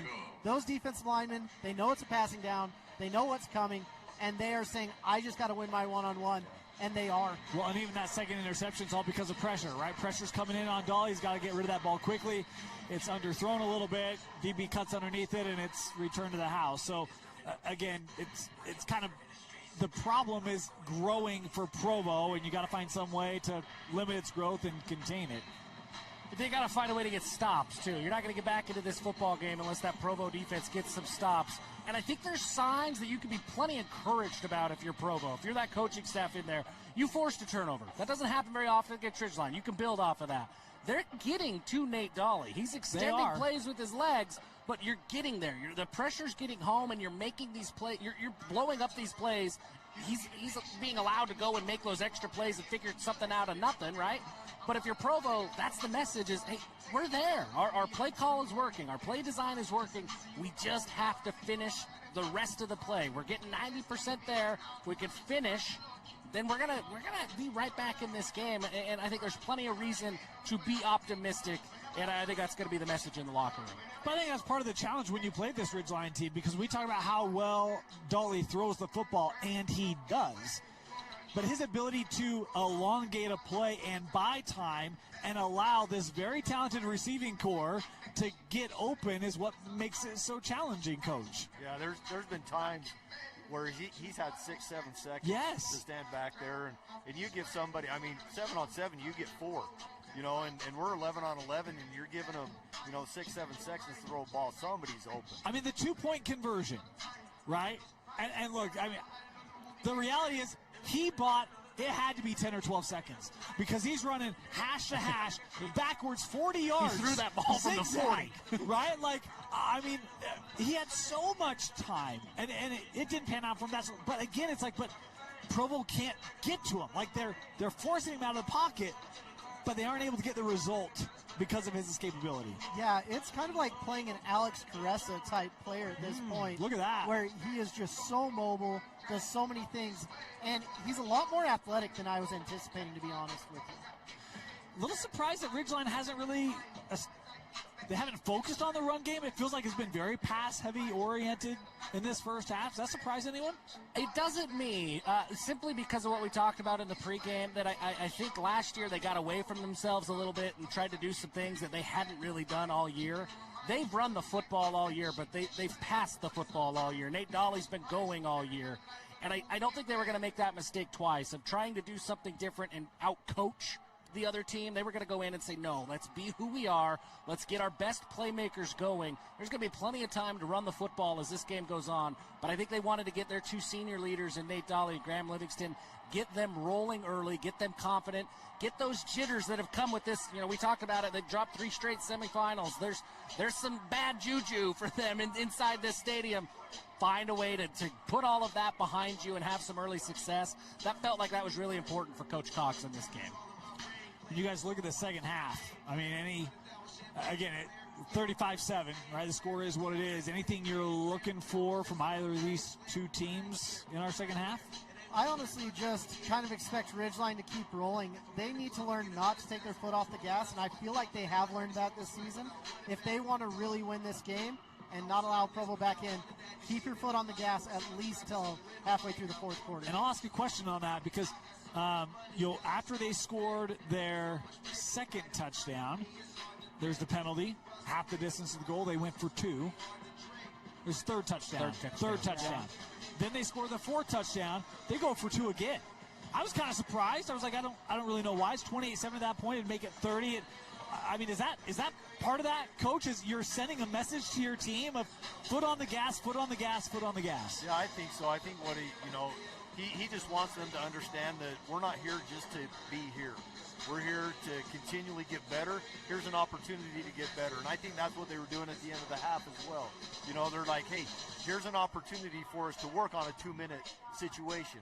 I want to see what our mentality is at the end of the half. You know, so even though the score's what it is, we're still working to get better. We're taking this opportunity to get better right now. And I think that's smart because, look, we've got one more 4A semi. That will be tomorrow night, and it'll be Green Canyon playing Crimson Cliffs. We thought it would be Ridgeline Crimson Cliffs for the state championship last year. It was not. These two teams met 2 years ago. I think people expect that to be the matchup this year where they didn't play last year. You know they're the defending state champs. You want to make sure your team is locked and loaded, ready for whatever may come in that game where you didn't see them last year. And so probably some of that message, Coach? Absolutely. Yeah, you got to make sure that, you know, this game is, you know, difficult for Provo to come back right now. So if you're Ridgeline, one of the things that you want to make sure you do is still continually prepare so that your mindset is ready for next week, understanding that you're going to play an amazing Crimson Cliffs team. You know, year in and year out, what they've been able to do down in St. George, you know, that's a quality program, and you know that you need to be ready. I'm looking at Provo real quick in this second half. They started the season 1-4, and here they are at Rice-Eccles. They're down 35-7, but this team's got grit. They've got fight. They've shown that they can rally together. Now, they got to do it in a half, or they got to do it against a really good football team. But they've proven that they can respond well to adversity. I don't expect Provo to just fold up and go home and call it a year. They're going to put up a lot of fight here in the second half. Agree with that. And I think they've still been battling through despite the turnovers and everything that hasn't gone their way. I love the game plan they had. I think they came out. They went toe-to-toe with Ridgeline. Couple plays didn't go their way. Really kind of skewed the scoreboard. We'll see if they can dig back in this. Turnover or 2 in this game, a stop or 2. You can make up ground in this, but you got to get to work quickly if you're Provo. That'll do it for our halftime show. Second half coming up just a minute or 2 away as we'll send it back up to JJ and Sly. Second half kickoff around the corner. Stick around after the game. We'll be back here with our post-game wrap-up show here in the 4A semifinal from Rice-Eccles Stadium. All right, Dane, thank you. Kayla is standing by with head coach Travis Cox. Kayla, go ahead. Hey, you guys, your team, massive first half. What was the key to taking control of the game like you guys did? You know, we started pretty slow, and, you know, I liked how our kids kind of responded to some a little bit of adversity. We haven't seen them much in a couple weeks, and so I thought the offense getting going and getting that score, and then I thought the defense just with the turnovers and getting to the quarterback was kind of the difference in that first half. What did you say to your team at halftime to help keep this momentum going? That's the word we use, is momentum, and just keep it going, and whenever you have it, it's good things happen. And so, we got a lot of football left, and so we just got to keep momentum and, see what happens. Thanks, Coach. All right, thank you. Kayla, thank you. Sly, he said it. Momentum was the word of the day in that first half, and they found it in the second quarter. And, Coach Chambers before the halftime talked about the interceptions. Those turnovers were big, but it kind of happened before that, where offensively they found their rhythm. They were making things happen, and it kind of just snowballed from there. Yeah, it was. You said it all first quarter. You can't keep Ridgeline down like this for long, right? They're gonna find their rhythm, and they found it on the defensive side of the ball. It propelled their offense. Nate Dolly found his rhythm. Those first couple passes, one of those that were almost intercepted to the one that was intercepted. He kind of got out of sync, but Provo didn't take advantage of that. When you take advantage, you got to put points on the board. Provo was able to move the football, but they weren't able to actually lock it in on the board. So you're never going to actually see what Provo was able to do. And that literally from the minute 7 in that second quarter on, there was a 28-point landslide. Yeah. It was crazy the way Ridgeline was able to put up points, but. If you look at it, you look at their scoreboard, you look what they've been able to do to opponents all year, that's exactly what they've been able to do. And so Ridgeline did a tremendous job of being who they are. This is a great way to start the half for Provo. Past midfield down to the 46-yard line of Ridgeline. We just talked about momentum. Here's a little bit for Provo to get things started here in the last 24. Yeah, you get a not-so-good kickoff right there. Guys are a little out of their running lanes. You did a great job of blocking by the kick return unit right there. You're one block away from House calling that, and that's exactly what you need. Again, you got to punch it in the end zone. You got great starting field position here in the second half. Provo coach was talking about this is before they're going to have.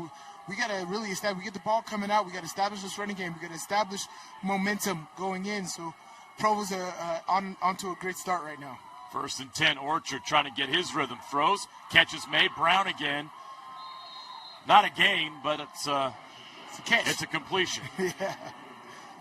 To the right team. They'll take it.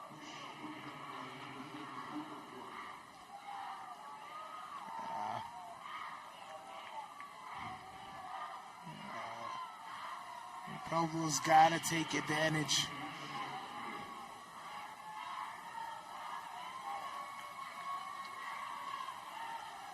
Of this opportunity, lost the yard on that completion.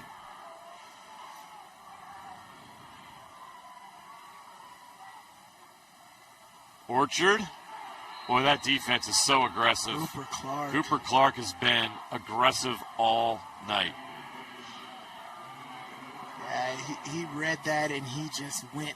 I love it when you get a read from a linebacker and from the linebacker position and you just go. There's no better feeling right there because you have the opportunity to blow it up. I loved knowing when screen was coming and I was able to blow it up before it actually happened. Man, it's the best feeling as a linebacker to be able to do that. And you see Cooper Clark able to do that all the time. This guy is in the right place at the right time more often than not. 3rd and 11 from the 47. Orchard. Screen play. Catch is made, can't get to the sticks, gets to the 41. They have nothing to lose. They might as well go for it here. They're in good position here. Pinning Ridgeline down on their side of the ball doesn't do anything for you. Right? You want to do that, but Ridgeline will just take more time off the clock. You've got to be aggressive in these situations and make it happen. I agree with you. Punting the ball doesn't do anything here. If you're trying to get back in this football game and do some great things here on this first drive. Going for it here on 4th and 5 is to make it happen. Orchard. Catch is made, can't get there. Brown is tackled. They turn the ball over on downs. That Ridgeline defense is just fired up right now. Yeah. And firing on all cylinders. They are fired up, and they are moving all Landon over Perkins the place. in on that play. Great job. I actually like the play call. It was a screen pass, and you're trying to catch Ridgeline with that aggressive nature right there, and they unfortunately just the execution was just slightly off. You know, Brown wasn't able to catch the ball and turn right upfield and get that, but compliments to Ridgeline defense at doing exactly what you need to do to stop a screen pass.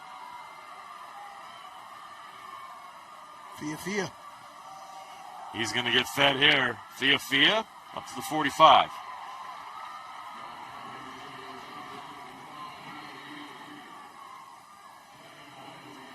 So a great response by Ridgeline on Provo's opening drive after the nice kickoff return to get a turnover on downs. And now they're going to burn some clock and try to punch in another 6 and put this game on ice.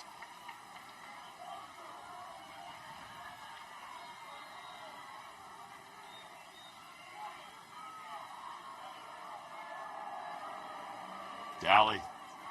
Almost intercepted, and he could have had a chance. That would have been 6. That's exactly what Provo needed. Brexton Hunter could not hold on to it. And sometimes, Sly, that's the difference is you have opportunities. You must capitalize. And how many times have they had an interception go through their fingers tonight? I think he was trying to force that ball into Cruz Jones. Fia was open in the flat on the opposite side right there. That ball was placed too far inside, as you said. He's got to put that ball on the outside where only the receiver can get it. But you make that interception. Brady Cook might have had an angle, but they had a blocker for the QB, which would have been the only guy to catch him. That might have been 6. Dally. Legs. On 3rd and 6. He's not, on second effort, I think he's there. Now they'll mark him at the 50. They're going to mark him short. He's a yard short. He's a yard short there. You got an opportunity here. I'd kind of go for it. Why not? I'd run that football. Give it to Fia. Get that tough 1 yard. I believe in your offensive line. Crew Jones in the U off position. Pistol.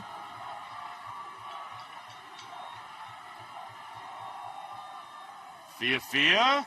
Close. I think he got it. One final push. Oh, that does actually. The judge on the far side says he didn't get it. I think he's short. That's going to be Provo big football. Stop for Provo.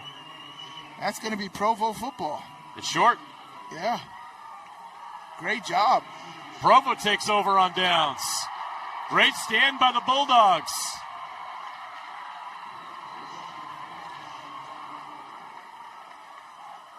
Howie Kinney in there. 6'2" senior. Yeah, he's playing both sides of the football as well. Provo's just gotta get aggressive and gotta make this happen. Punch it in the end zone. Take some shots deep, but if you take some shots deep, make sure it's only where the receiver can catch it. Outside shoulder. Stop putting the ball so far inside.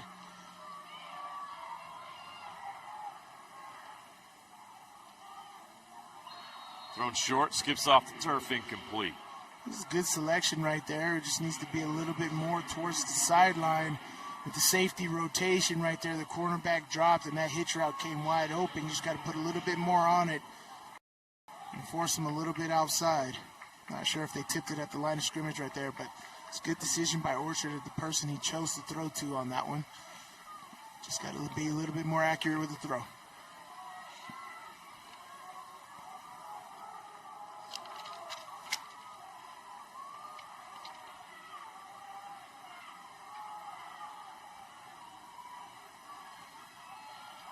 Orchard gets around the edge, fighting for yards to the 44-yard line of Ridgeline.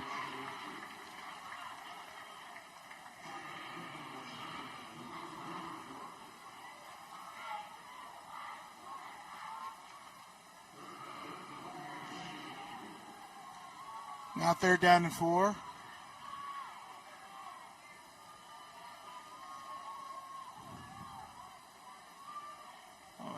Everybody going so slow for it. I got a little hitch. I'm running 2-minute offense for the rest of the game. If I was Provo, like, well, what's going on here?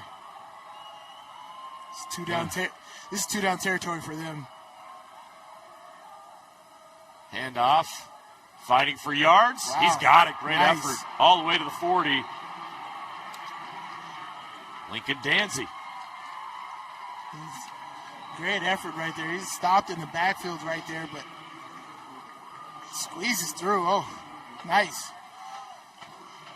Great sidestep right there. Watch this sidestep. Squeezes through there. You only need a little bit of room. Makes it happen. Yeah, I would be in 2-minute offense if I'm Provo all game.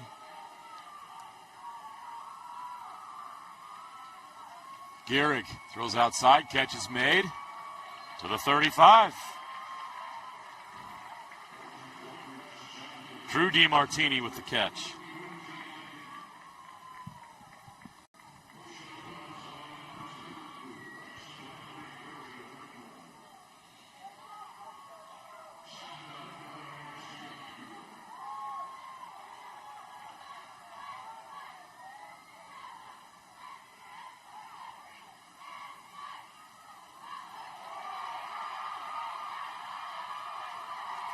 Now by Brown. It's first down.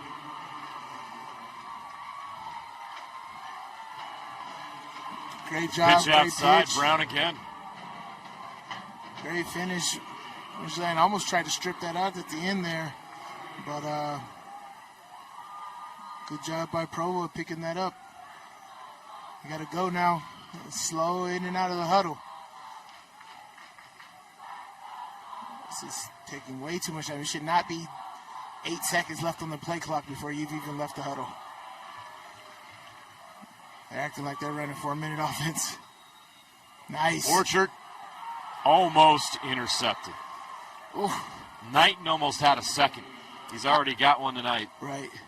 I like that play call, but you gotta throw this on a rope. You gotta put some weight behind that throw right there and line it, because there's a small window. This small window. Yep, it's got to be there already. Well, the receiver needs to bend it. Yeah. He didn't bend it at all, so Orchard didn't have the angle. If that receiver needs to bend it a little, and it's got to be on. He's got to put some weight behind that throw, but the receiver needs to bend that to make it an actual window for the quarterback.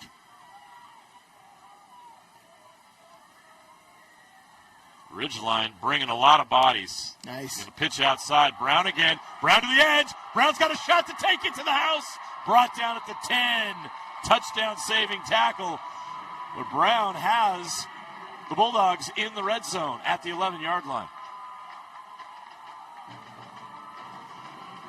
Great job. Great run. Almost had it right there. One tackle to beat.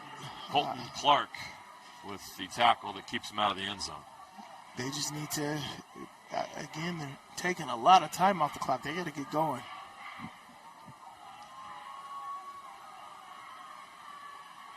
Orchard.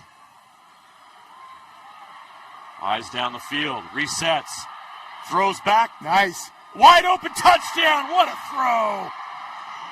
Running right to the back of the end zone. Second grab. The Bulldogs end the drought. Second touchdown grab by Ronnie Wright.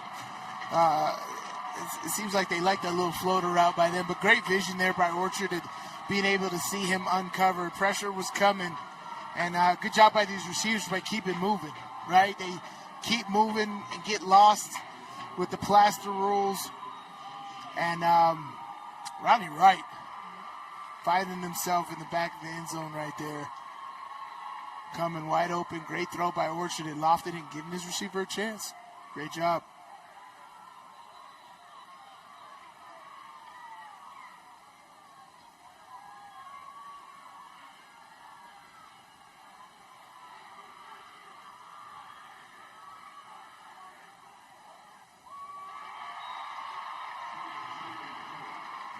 The extra point is good. The Bulldogs with a great drive. Look at this. Great job there by Orchard. Seeing him coming open, throwing his guy open. Great job right there. Look at his escaping pressure. I like that. Very nice. Give him an opportunity. But even more so by these skill players, by keep moving. Watch these guys keep moving. Uncover, uncover, uncover, uncover. Great job. Ronnie Wright comes wide open in the back of the end zone.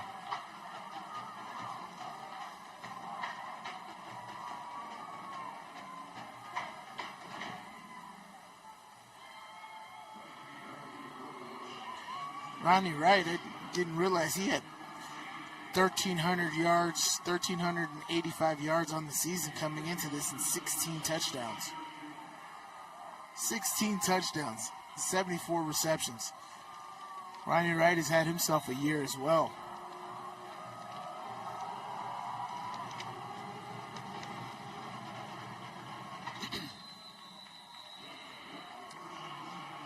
So Provo, a little juice on the sideline now, and in the stands. Let's see what they can do here. It's a 21-point game. It's 3 possessions. It's not crazy. Hey, here's the thing: is they've had opportunities on defense to intercept it and take it back to the house. Yes. That's 6 points right there. That would change everything. And that wouldn't even take time off the clock. Right. Right. So that goes into your favor. And you get some stops on defense, you're right back in this thing. We've seen crazier things happen. Is all we're trying to say. Nice run on first down all the way to the 30s, right at the sticks.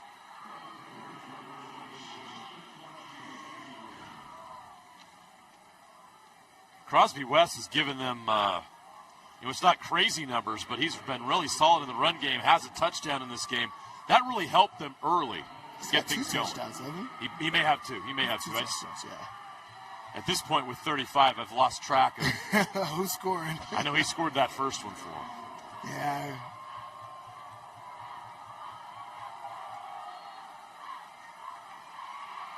I picked up that first down right there. Yeah, Crosby West has got some one touchdown tonight for West. He had that first run. Crew Jones had their second touchdown, then Graham Livingston, then the pick six by Hunter Knighton. Oh, yeah. And the Leishman pass. That's the scoring tonight for Ridgeline. But West has been solid.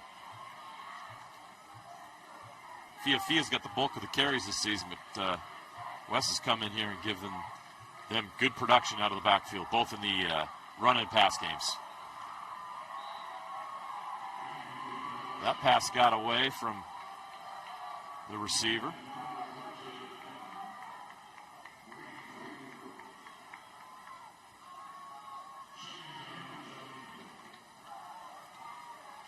Trying to connect with Livingston and had a little bit too much juice on it. Oh, yeah. I had some heat on it.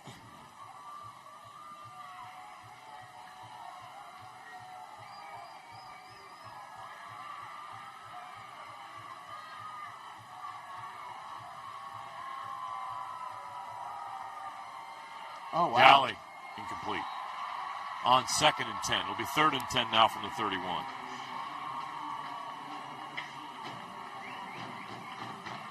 Yeah, they're covering that smoke screen extremely well. This is where they're going to have to do a smoke and go right here, where they fake the smoke screen and have a go route that goes off top of it. It's going to be ISO coverage and use a speedy guy, and that's going to be in the end zone. Provo's being extremely aggressive on that, but a great job defending it.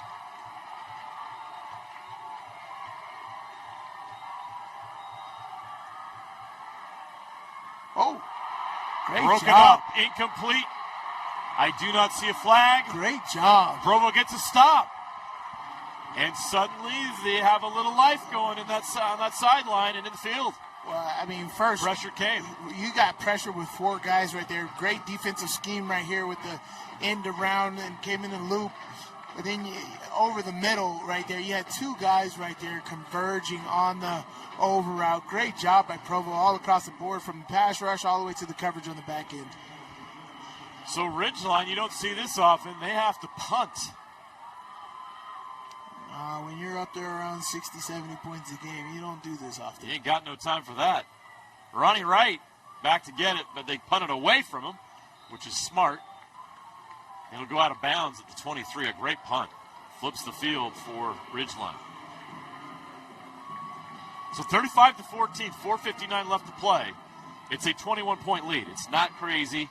Provo is within reach, but they got to go quick. They got to get some chunk plays, and they got to keep getting stops against one of the most prolific offenses in the Western United States. Right.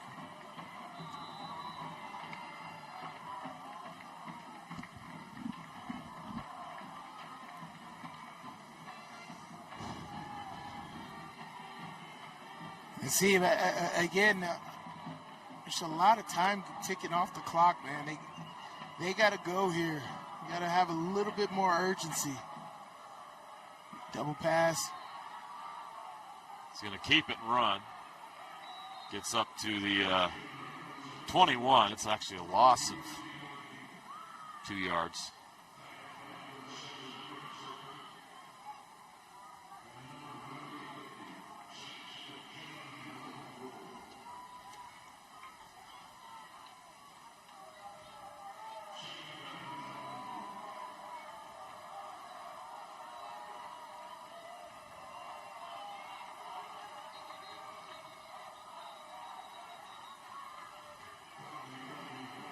Offsides called on Ridgeline.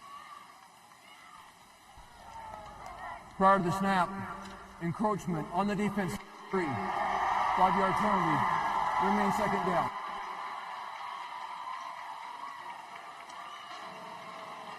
That'll help. The positive thing starting to stack for Provo. Right. It's what they needed to at least get back in the game mentally, which is half the battle.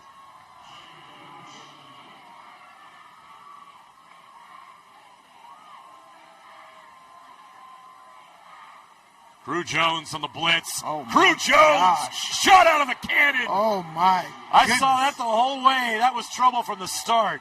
Oh, my goodness. Cohen. That's a 4-star defensive Where do you run? end. You don't run to the left. You don't run to the right. Oh, Cohen Richards. Oh, my gosh. Yeah. Can you imagine?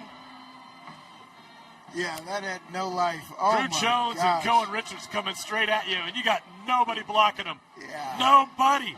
Oh, my goodness. I love blitzing like that. I mean, like you're in coverage coming off the end. The O-line has no idea of the count. Beautiful job by Crew Jones, Cohen Richards. That was a big, big defensive play. They needed that. Here's a debate for the KSL Sports Rewind, guys. Is this the best defensive end duo in the state, regardless of classification? Who's better than Crew Jones and Cohen Richards? We saw a couple guys earlier from Orem. There's dudes, but pairs, that's pretty tough to come up with. Man, yeah. I'm sure there's some that are worthy of the debate. Right, for sure. Because I like the way Crew Jones and Cohen Richards plays the run. Yeah. I like the way they, of course, blitz the passer, which makes them even more effective. Right, they score so many points. The opposite team has to throw the ball, so they're attacking QBs all.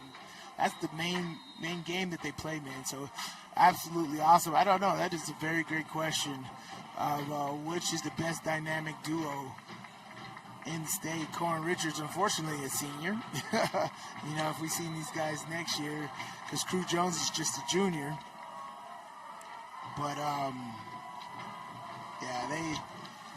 they play well together. Their defensive schemes are absolutely terrific. They try to get a little tricky there, and it doesn't work. So on 3rd and 18, they don't get much, and they're going to have to punt. So that momentum. Again, we talk about big plays. Whenever Provo starts to stack some momentum, one of those Ridgeline stars comes up big, and now it's Crew Jones and Cohen Richards who shut down this drive. And now Provo will have to punt. Brady Cook standing by at midfield for Ridgeline.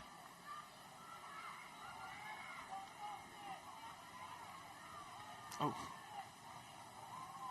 Tipped. Oof. That's a tip ball right there. They did get part of that, didn't they? Goes out at the 39-yard line, 40. They call that at the 40-yard line? Right at the 40. Wow. Another short field for Ridgeline. Yeah, and for me, this is Ridgeline personality. They're going to stay on the attack here. I'd take a deep shot right here. Why not? This is where your screen and go, right? They've been attacking the smoke. You fake that smoke screen right there to Graham Livingston. You have Brady Cook blaze his way all the way to the end zone right there. I'd do that all day.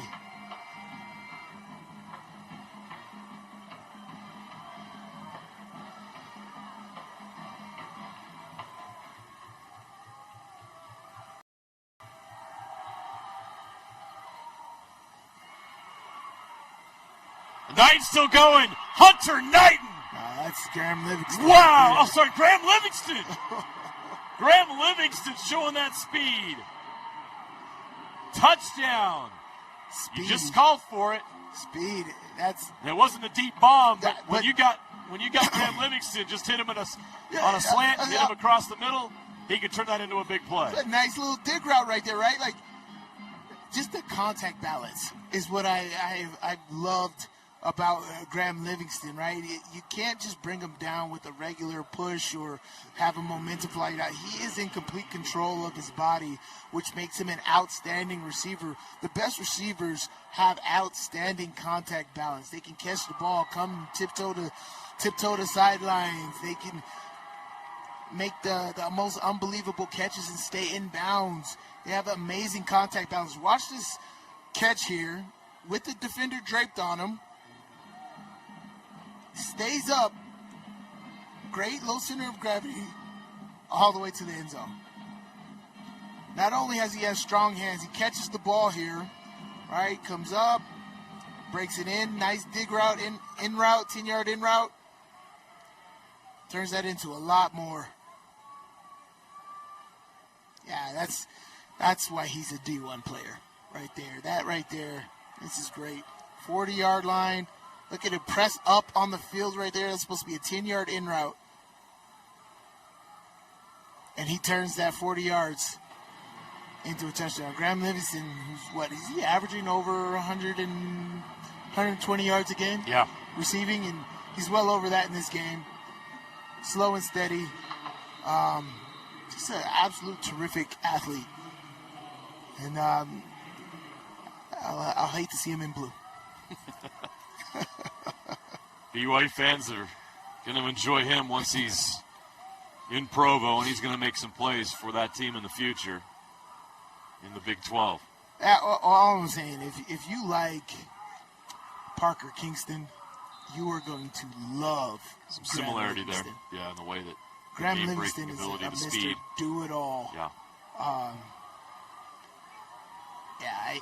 I honestly, no slight to Parker Kingston, but I think Graham Livingston is a better version of that. Just 5'10", but he's a guy that you can put anywhere on the football field and throw to the sideline right there. There you go. Orchard, nice throw, catch is made, right off to the races, down to the 45-yard line of Ridgeline. But a flag is thrown. Did Orchard cross the line of scrimmage He crossed the line of scrimmage. He did. The line of scrimmage was the 20-yard line, and watch where he throws it here. Yeah, he's at the 21. Actually, he tiptoed. They normally give you it was close. They normally give you some grace. So watch here. The 20-yard line is the line of scrimmage. If he's past that, it's close. It's close. They normally give you some grace period on there, but not this time. The illegal forward pass. The quarterback was beyond the line of scrimmage. 5-yard penalty from the previous spot. Here's the thing. Lost it down. Can you go past the line of scrimmage and come back and throw it? We have a rules expert. Do we? Let's find out. I'm going to reach out. Because he kind of went past as if he was going to run, but when he threw that, he kind of drifted back to where his arm was back behind the 20-yard line. So I don't know. That is way too close, and they normally give you like a yard grace. And if they gave him a yard grace, that's a completion. DeMartini.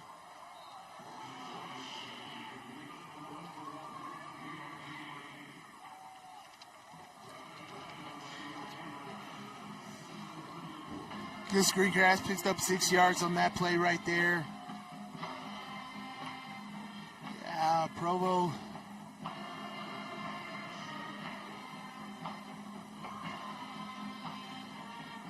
Done a few things here. Let's see here. They come out in 2x2. Again, I just need to see a little bit more urgency. I'd rather see them. Oh, good scramble. Oh, they're going to call a late hit on Cohen Richards. He came in there, but the quarterback fell forward. He might have caught him with an unintentional knee. I don't think there was an intentional play right there, but he did make contact here. Cohen Richards hanging out here, waiting for him to scramble. He scrambles. He gets down. And they're gonna say he came in here and caught him with a Officials timeout. I don't know if I would call that, but unfortunate. That's a big problem for Provo. After the play, personal foul, unnecessary roughness, number 3 on the defense. 15-yard will result in the first down.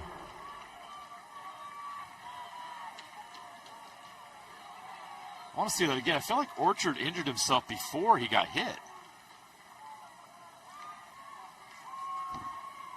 I don't know. Watch his legs.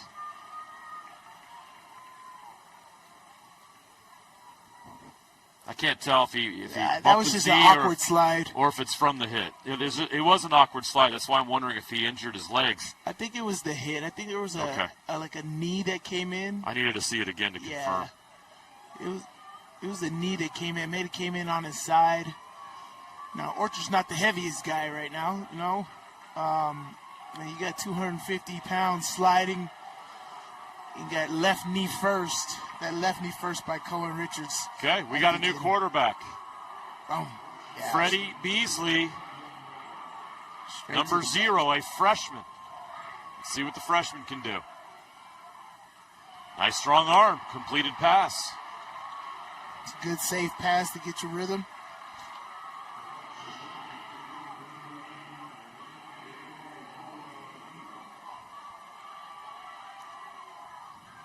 A thrill for the freshman to get out here on the turf. He's a freshman. Throwing again. Beasley has some fans. He's got some zip. That student section loving. Yep, Griffin DiMartini with the catch. It's going to be 3rd down and 2.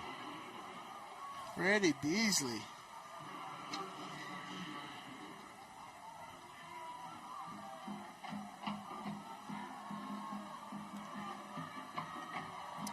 .30 seconds left here in the 3rd quarter. Handoff. Trying to get to the outside. He does. First down. A nice play by Brown.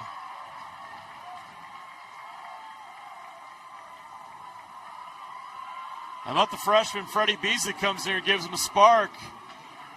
Everyone's loving it. Garrick Orchard's back in the game, shaking off the injury. It's a good sign to see Orchard back on the field. We'll see if they get one more playoff here before the quarter ends. Clock is ticking, 10 seconds and counting.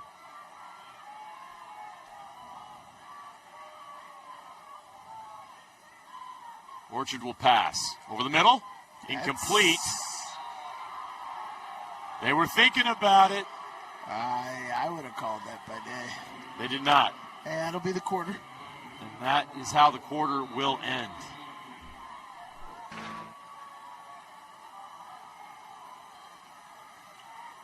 Ridgeline takes a 41-14 lead into the 4th quarter. On the final 12 minutes coming up. Let's go down to Kayla Kiesel, who has a fun story about a very talented Ridgeline quarterback. Hey, yeah, that's right. Head coach Travis Cox told me how much this team prioritizes having fun together off the field. So they decided to implement a few new traditions, one of them being a lip sync battle, and the guys took this very seriously, including quarterback Nate Daly, who decided he needed his own solo. Take a look. If I never get to see the northern lights, if I never get to see the Eiffel Tower at night, or if all I got is your hand in my hand, maybe I should die happily man. I think you did pretty good. Another tradition that they decided to start was the senior night fit check. All of the seniors came dressed up as if they were going down the red carpet, and they took it very seriously and had a lot of fun with it. And it's pretty clear that the fun they're having off the field together is translating to the field tonight. What a fun group, Kayla. Thanks. Hey, somebody brought their own luggage and it's Louis. How about that? Okay, seniors. Swagging out. Where are they getting this stuff? Oh, man, hopefully from China. Got some summer jobs or something? Or is that the Temu version? Yeah, right. I'm not exactly.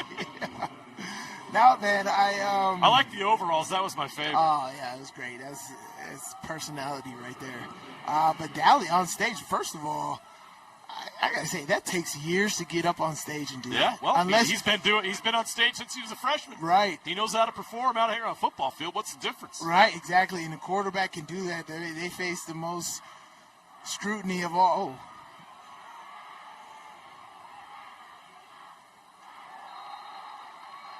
The interception? Or was it a catch by There's another look. I just saw the defender flash by. Did Griffin DiMartini come away with that? Orchard with the pass. Yes, he did. Oh, wow. Great catch by Griffin DiMartini. 6'5", 6'3", 185, big receiver. Great hands. Sideline body control right there.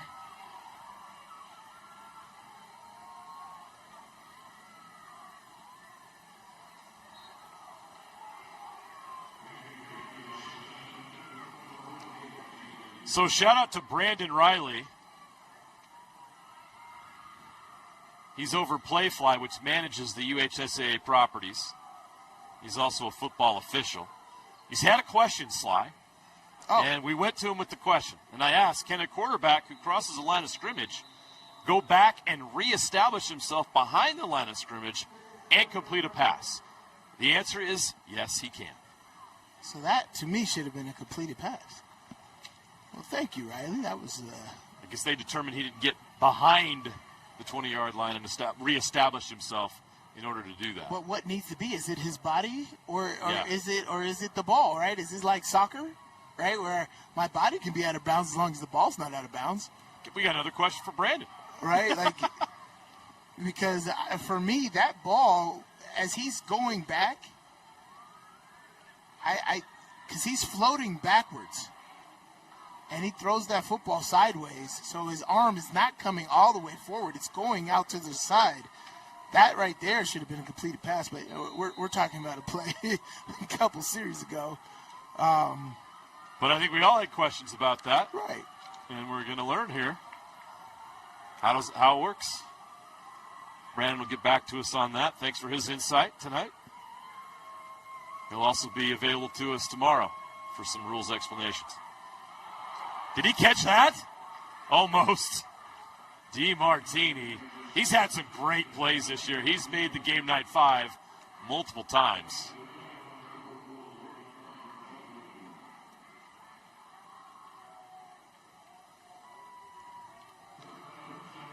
That would have been spectacular. Yes, it would have.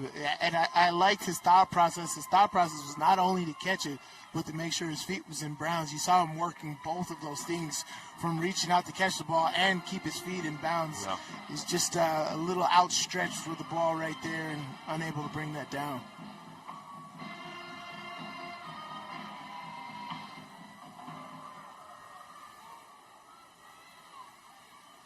It's a pick. Another interception. Hunter Shawley. Pick 6. The strong safety, Hunter Shawley. No flags. It's a Ridgeline touchdown, their second pick 6 of the night. You go for 2 and make it 35?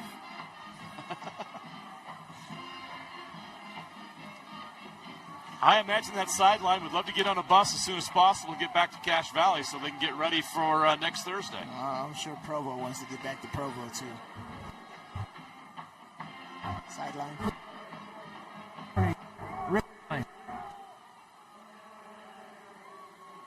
Ridgeline got a little too excited on the sideline there for that one. When you get some of your guys to get into the end zone, that's what you want. You got to get excited for your guy. Absolutely. They'll take the warning. Oh, yeah.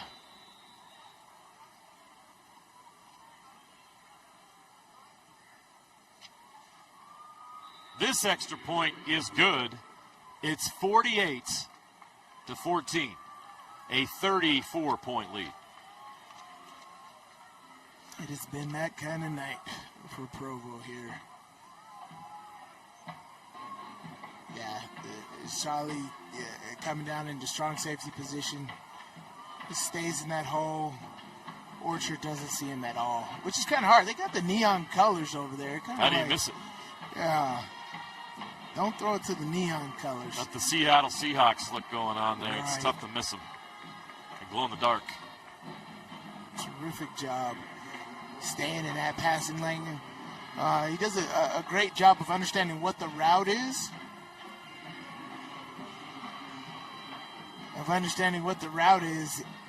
And then sitting in it, right? So he pushed.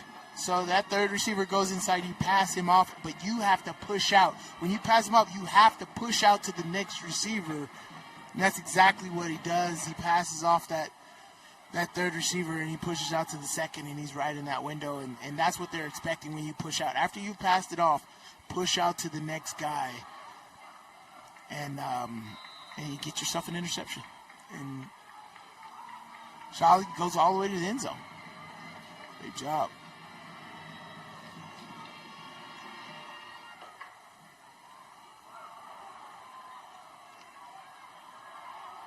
Nice return out to the 26. Wright again. Wright's had a nice game. Senior wide receiver.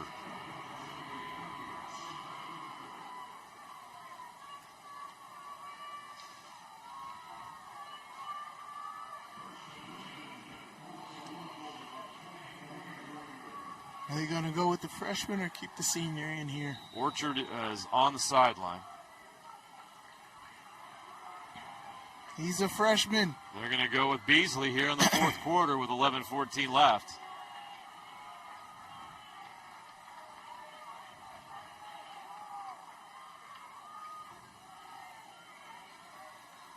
A little low, incomplete.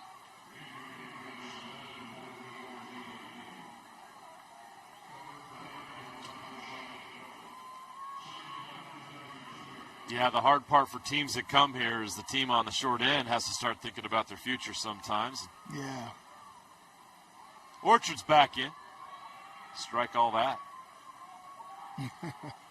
Orchard's been beat up pretty good tonight. That physical Ridgeline defense has got after him. And so much pressure with just 4 guys. yeah.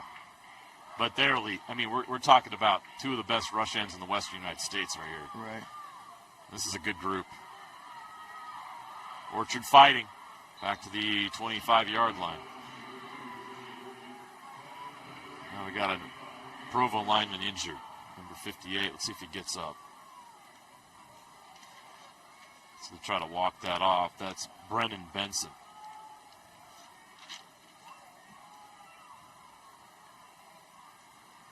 Yeah, these guys are going slow in and out of the huddle. He has time to limp off. An update on the question you had, Sly. What constitutes reestablishing?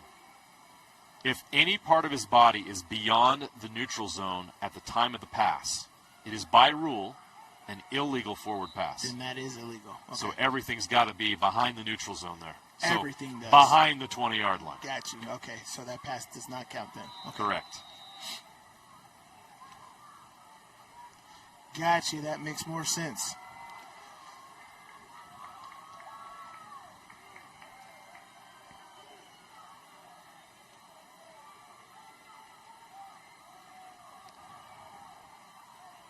Clock running, down under 10.5 minutes to play. 48-14 Ridgeline. Over the top, the pass is completed. Not a big gain, though. Right back to the line of scrimmage.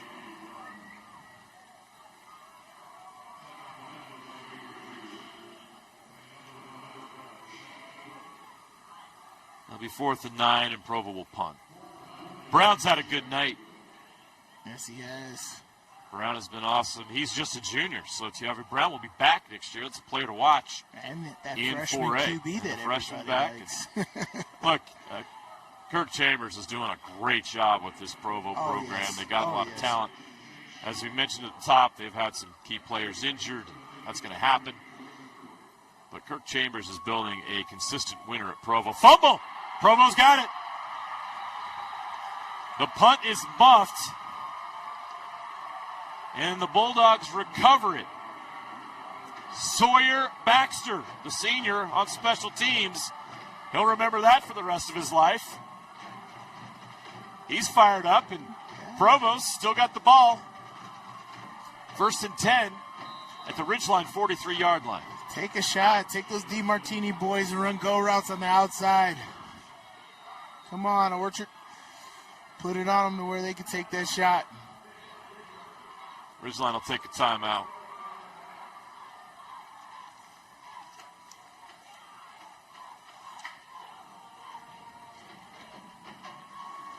Oh, yeah. This is definitely, when you're rebuilding programs, as Coach Rich is doing down here, Coach Norman is doing down here, it's never easy. You got some ups and downs, especially nowadays with the transfer portal, high school transfer portal. Guys are moving around all over the place. It's hard to establish rosters. A lot easier than it is in college, though, of course. But establishing foundation, establishing culture, establishing continuity and consistency is something that's very important when you're trying to reestablish a high school. And Provo's got some guys. They'll make some things happen. Orchard, screen, tipped up. Incomplete. That hit the turf. Yeah. This defensive line's doing a great job of staying home and understanding how to backtrack on screen passes, right? You see that quarterback continue to retreat, never set his feet. They do a good job of retracing and going straight back. They don't know exactly who has the screen or where is that. They just know it's back along the other side, and right there they get in the passing lane of that tunnel screen. That tunnel screen used to be a huge, huge play because nobody knew exactly where that receiver was coming from and where exactly to block. And just do a great job. Orchard will pass. Now he's going to roll to his left. Nothing there. He's pushed out of bounds. It's a sack. Technically, you're correct. That is a sack. Colin Richards. Easiest 5 sack yards. he's gotten. You don't have to throw a guy violently to the ground to get a sack. No, you don't. Although you'd prefer to, right? I know Colin Richards does. Cohen Richards, I think he's up to 3 tonight. It's been all over the place. What a game.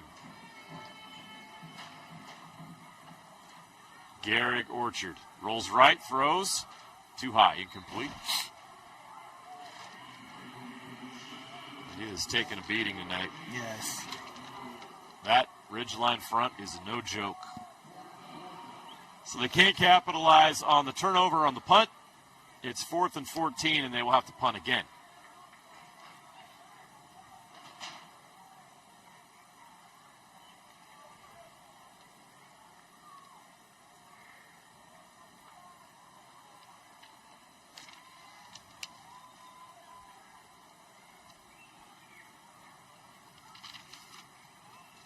He's going to fake it. No, he's not. He's going to kick it late. Great job to adjust and get rid of that. All right. And convert that punt and get it down to the 15-yard line. That was almost dangerous.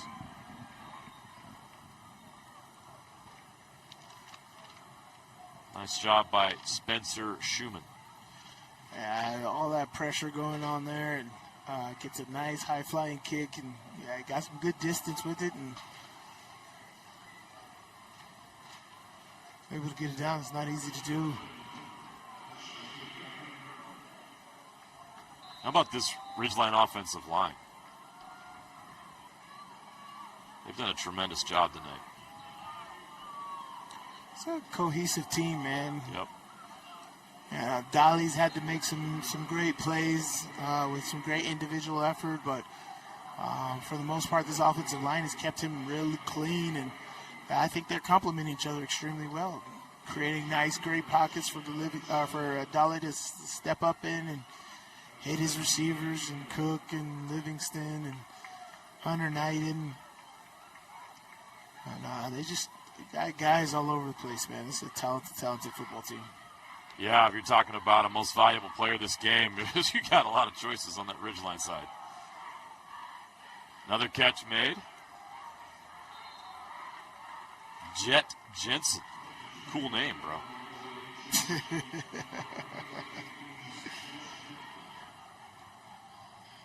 I guess you got to have another kid to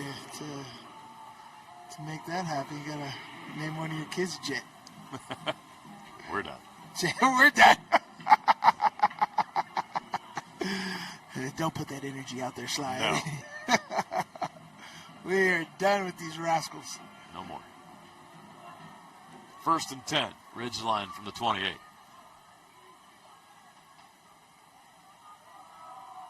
Fia. He's had a quiet night. Yeah. Kind of a surprise there. Yeah. Crosby West got a bulk of the carries. To be honest, there has been a lot of runs. Yeah. They went run heavy that first drive, but obviously the defense has been incredible tonight scoring. You haven't had to rely on a run game. What, they've had 2 possessions this whole second half? Right, yeah. Yeah. I mean, it's crazy how similar this game is to that Stansbury game we did. Right. Where close early, tight, back and forth, and then boom, the whole game just blows up, and Ridgeline's defense gets in the end zone a couple times, and all of a sudden you're staring at a blowout. You're like, how did that happen so fast? No rain delay in this one, though. Oh. Or lightning delay. I guess we'll have to wait for that for tomorrow. Oh, no. Let's hope we beat that storm. Fia getting work now, though, and he's popping pads here. 3rd down and 6 from the 32.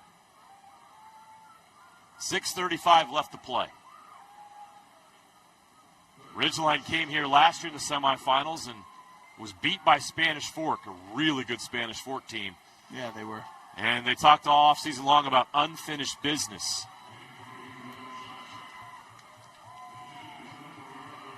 And now, after this result, they're going to be 1 win away from completing that business.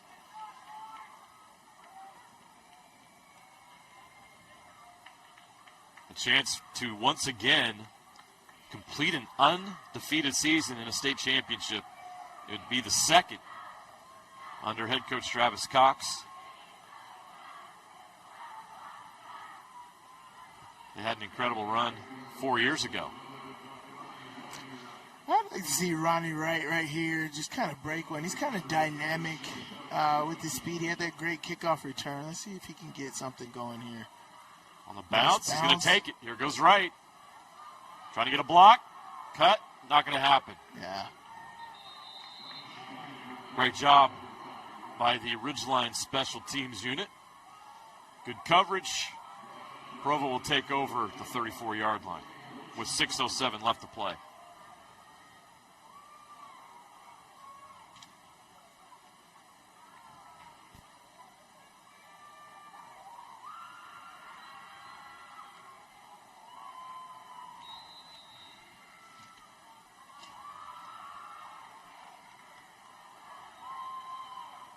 See. How do they want to end this? They're going to go aggressive and start taking some shots, or they're going to try to run the football? They got a slot receiver missing there. And they're going to have to take a timeout to get it fixed. They got a few substitution issues in this game. Timeout, Provo. Their PAT units to getting out there on offense. Well, the clock does say 6:07. Oh, no, it does not. We almost made it through 3 semifinals without a reference to that. I came through in the clutch. I delivered. I blame the cameraman. You hear that? I don't know which one of you guys it was, but don't It's Mark do it, Glass. Mark. Okay. Mark Glass with the 6-7 shot. Thank you so much for that. No. Used to be we were terrified that kids would flip the bird in the stands. Now they're just doing this stupid 6-7 thing. I know. But I'm more offended by the 6-7. Look at him. I Hey, love that's it. another tradition. I actually really It's like taking it. over college football, and they're going to do it here. Hey, we got a double pass. Open. Not anymore. Picked off. Another pick for Ridgeline. The turnovers have been the story tonight. A double pass to throw back across your body? That didn't even hit the same hash. That's probably not what they were looking for. Yeah, that's. I hope they didn't draw it up like that. I'll be honest, number 24 is not even on my roster. I would love to give that young man some love. Yeah. He's on one of these blue rosters. Possibly. A late ad. I mean, we got JV kids at this point, right? So no 24 on this roster either. Hey, young man, not wearing number 24. Great job at reading that and keeping your keys. Congrats. You got an interception on the turf of Rice-Eccles Stadium. Great play by the safety. It looked good, too, my man. High pointed it. See you high stepping. Next time, get in the end zone, though. You got to juke that old lineman out. Hey, ask your teammate Hunter Knighton how it's done. Oh, yeah. You got to set him up to the inside, then break back out. Man, those offensive linemen can't move their feet in the open space. You got to be able to make it happen. But, yeah, great job at getting that interception. Now, Sly, you going to go join those guys over there? No, they don't want to see my beer belly. Too much Coronas over here in Sly's diet. Those days are over. There you go. Hey, you got another generation of shirtless boys. Look at them. Got all kinds of trends going on tonight. 6-7. No. Shirtless kids up in the stadium. What We're is all that called? going Are they crazy calling here. that something now? What are we doing? Get off TikTok and start reading a book. No, man. I want to see these guys do it tomorrow in the weather. That's what I want to see. There's some crazy kids out there. There are. No, they're not going to be fazed by that. It's not going to be the young ones, but it'll be something. Second down and 8 at the 24 for Ridgeline. Got some young players in the game. We're working some of those kids in. Nice run. Probably don't have Hudson Perry, the junior running back. Oh, you got it. He's inside the 10. Yeah, way to hit it hard. Drew Cox in at quarterback, the junior. No messing around. Just hit straight downhill. Boom.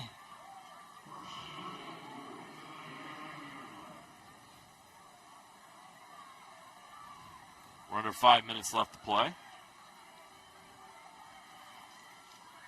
Cox takes the snap. He's going to hand it off. Perry again. No chance this time. Oh, look at that effort. He's still going. They blew him dead. I said no chance, and he proved me wrong. I don't know if the knee ever touched, to be honest. They blew him dead. I think he would have kept running. Yeah, they hit each other off of him. They blew dead because of the forward progress, Right. but he never actually went down. Oh, that wouldn't have been forward progress. He should have kept going. He never touched the turf. Great job right there. Wow. Great effort. Cox takes the snap. He's going to hand it off again. Back to Perry. On second and goal from the 11.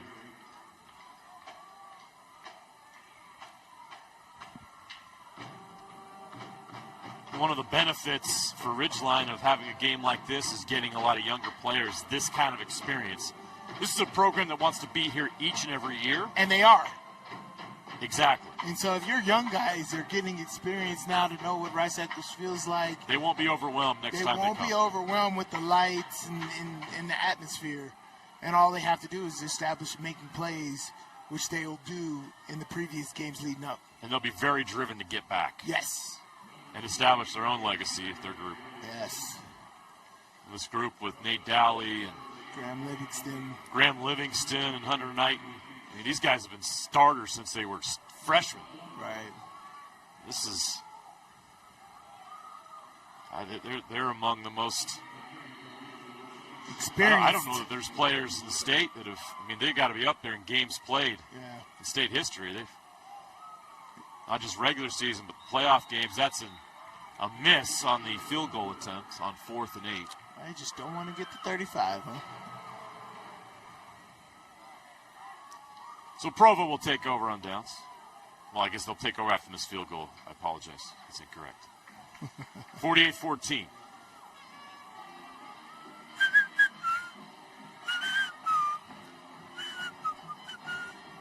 Well, it looks like Ridgeline's going to punch their ticket. It's obviously not final, but the outcome is inevitable here. Crimson Cliffs and Green Canyon tomorrow night, Sly. That's an interesting matchup. It's a rematch from last year, if you remember, in the semifinal. Green Canyon is that program that they have interesting regular season.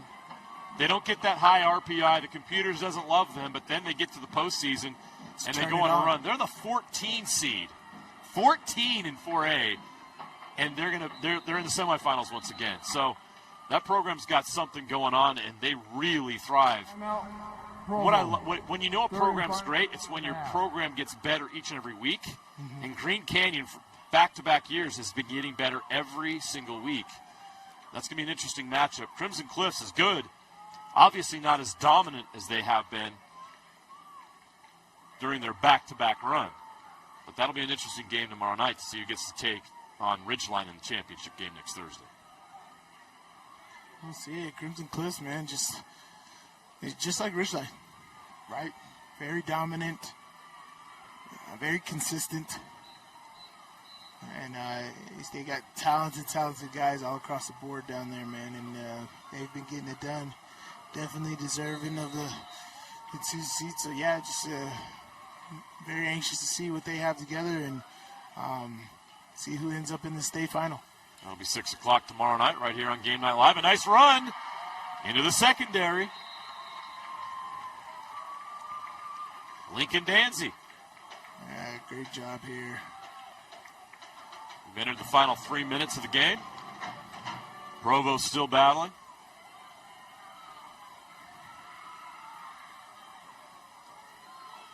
Danzy's a senior. It's his last shot to play and making most of these last reps right here. Gets taken down at the 40 on this one. The harsh reality for some of these kids is they'll never get a chance to put the pads on again. And there's no other sport like it. No. You can play other sports for long periods of life recreationally. There's not rec football. You can find the flag football league, but it's not the same. There's nothing like this. They got some 40 and up leagues, you know. No. 35 and up leagues. 37U. I would never.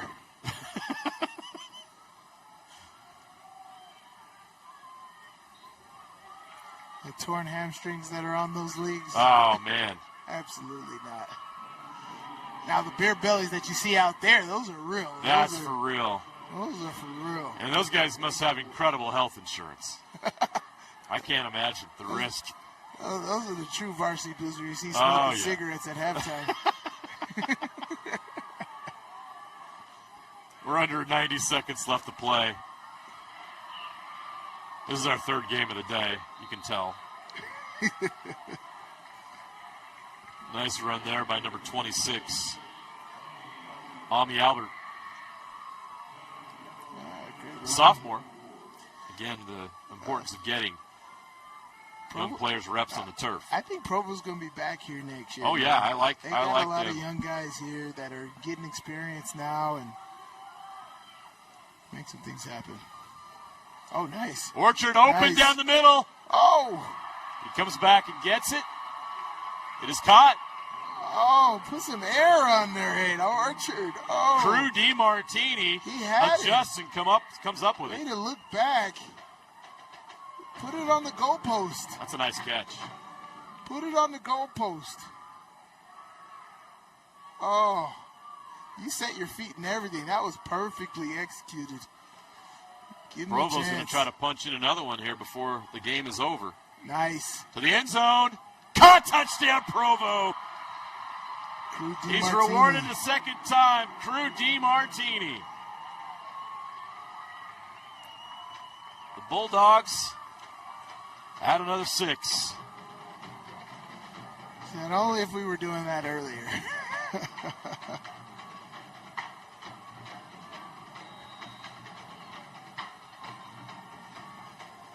So with 37 seconds left, Provo gets into the end zone to make it 48-20. They'll go for 2. Why not?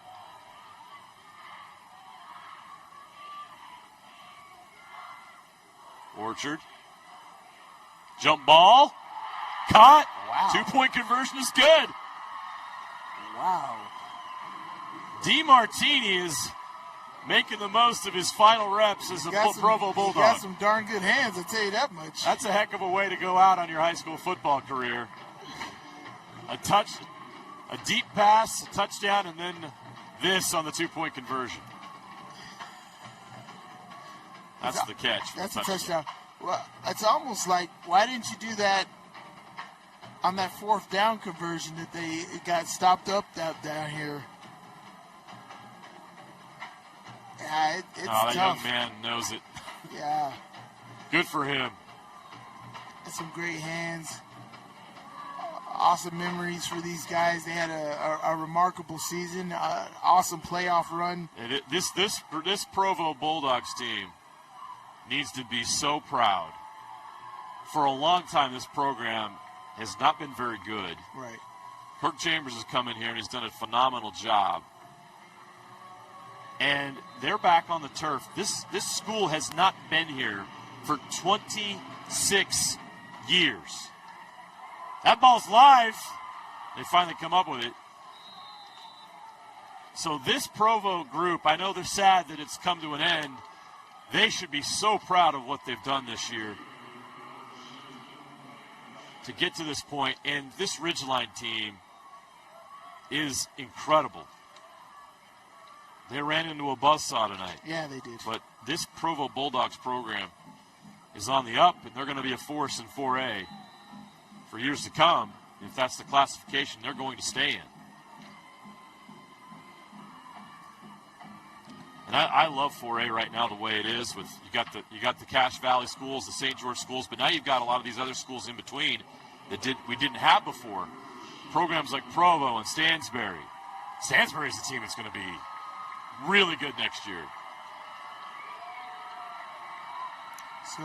So you've got, instead of just far north and far south, you've got a nice mix of schools across the state that are going to be impactful. So you're saying we're going to be doing this again next year? Good chance. Oh, man, you got to love football. I love this time of year. I love playoff football. I love when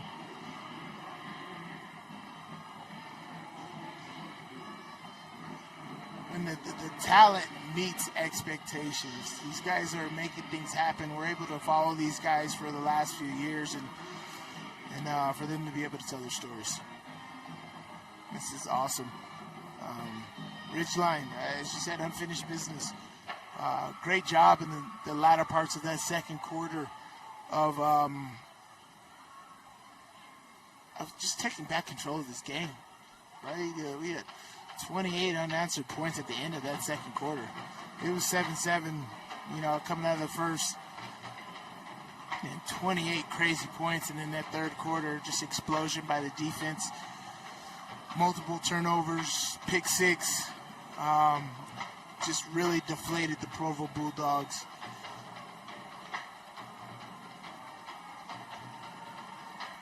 And Ridgeline, they'll be back here next week.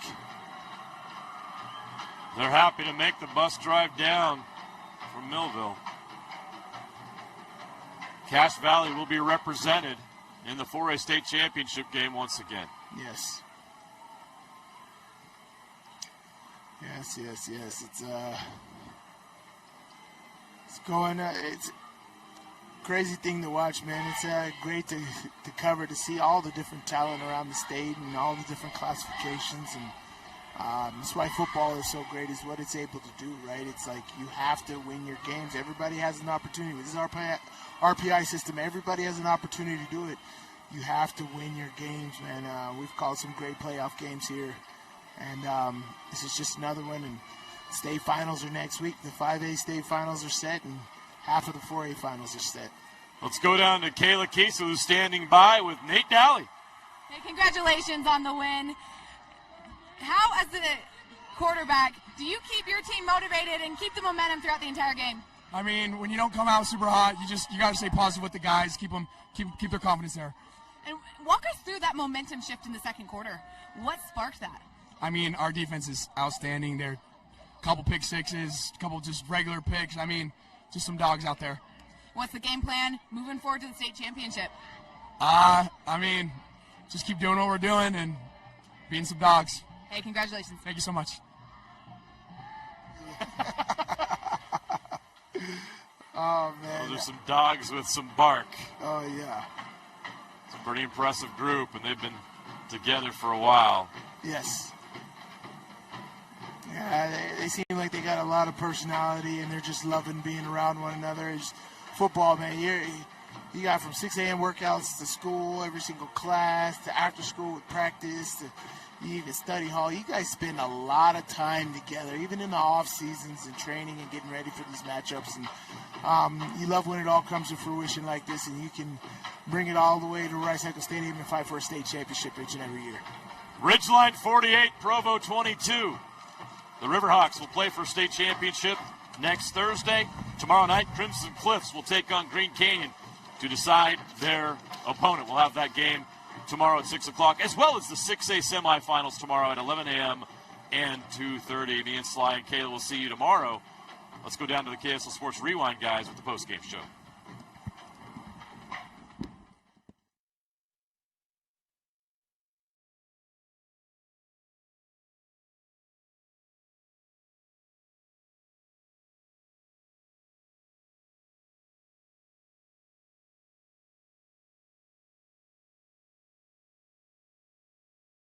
Welcome back. Thank you for hanging around our 4A post-game show here in this 4A semifinal. Dane Stewart, Moose Bingham, Jeff Hansen on the end, Coach Jared Barlow out of Morgan High School. As congratulations to Ridgeline, 48-22, the victors over Provo. We talked about at halftime, 35-7, right? How does Provo kind of come out? I actually love the way they came out. Felt like very focused, intentional. This was a battle. They actually had opportunities. Looked like they might cut it to 2 possessions. Just didn't quite have enough as turnovers ended up biting them. Ridgeline a couple more interceptions in the fourth quarter to pull away. But, Coach, you kind of talked about, some of the youth that Provo has and sending the message to his group of trying to build upon that and coming out and playing for some pride of your school. Thought they played really well. The score doesn't indicate the competitiveness of this game, but just not enough for the Bulldogs. Yeah, and that's something that, Provo can take from this game is just understanding where you have to go. They saw what Ridgeline was able to do, where they're at now as a program, and some things that they need to do a little bit better and work on and improve for the next year. And, tip your cap to Ridgeline, because it felt like they built up a big lead in the first half. Second half, Provo puts together, makes a couple plays, have an opportunity to get to 2 possessions, and then Ridgeline responded like they did when they hit adversity in the first half, Jeff. Yeah, I thought the Ridgeline played not their best, but they showed a ton of resiliency, and that's something that has lacked, I think, when they get to Rice-Eccles in recent years, right? So I think this was a huge step forward for a Ridgeline program that's already really, really good. They showed that they don't have to have their fastball working for them in order to win a football game, right? So I was impressed. I was impressed with that fight. I was impressed with their ability to just kind of grit their way through it. They've won so many games in just convincing fashion where everything is going right. Not everything went right for Ridgeline in this one, and they still figured out a way to play Ridgeline football. And I think, when you look at the year obviously coming to a close for Provo, they do have quite a few seniors. Garrick Orchard a senior, D. Martinez are seniors, Wright's a senior, Feli Moatu is a senior. They got a lot of seniors. It's hard whenever your season ends, be that regular season or any point in the playoffs, to have your career come to a close as a high school football player. But Moose, Provo really did. The effort was valiant, right, against a team that I think most people had as huge favorites in this game, and they kept scrapping and clawing and trying to make plays in this one. And again, the first time they make a semifinal since 1990, that's a long time. Like this group at Provo still did something for this program in building and continuing to build this foundation for Coach Chambers that they can take a lot of pride in. Yeah, that's the big thing they did do is they laid the foundation.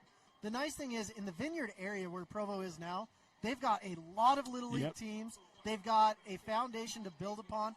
They are going to be just fine. And I love that they're playing in the 4A Division too. They don't have to go against Timpview, against Orem, against all of these juggernaut schools. They can play in their division. They can win a state title. Probably not this year because Ridgeline has really been building and they're crescendoing to this point, and they have one game left. But Provo, for the future, I think there's so many fantastic kids.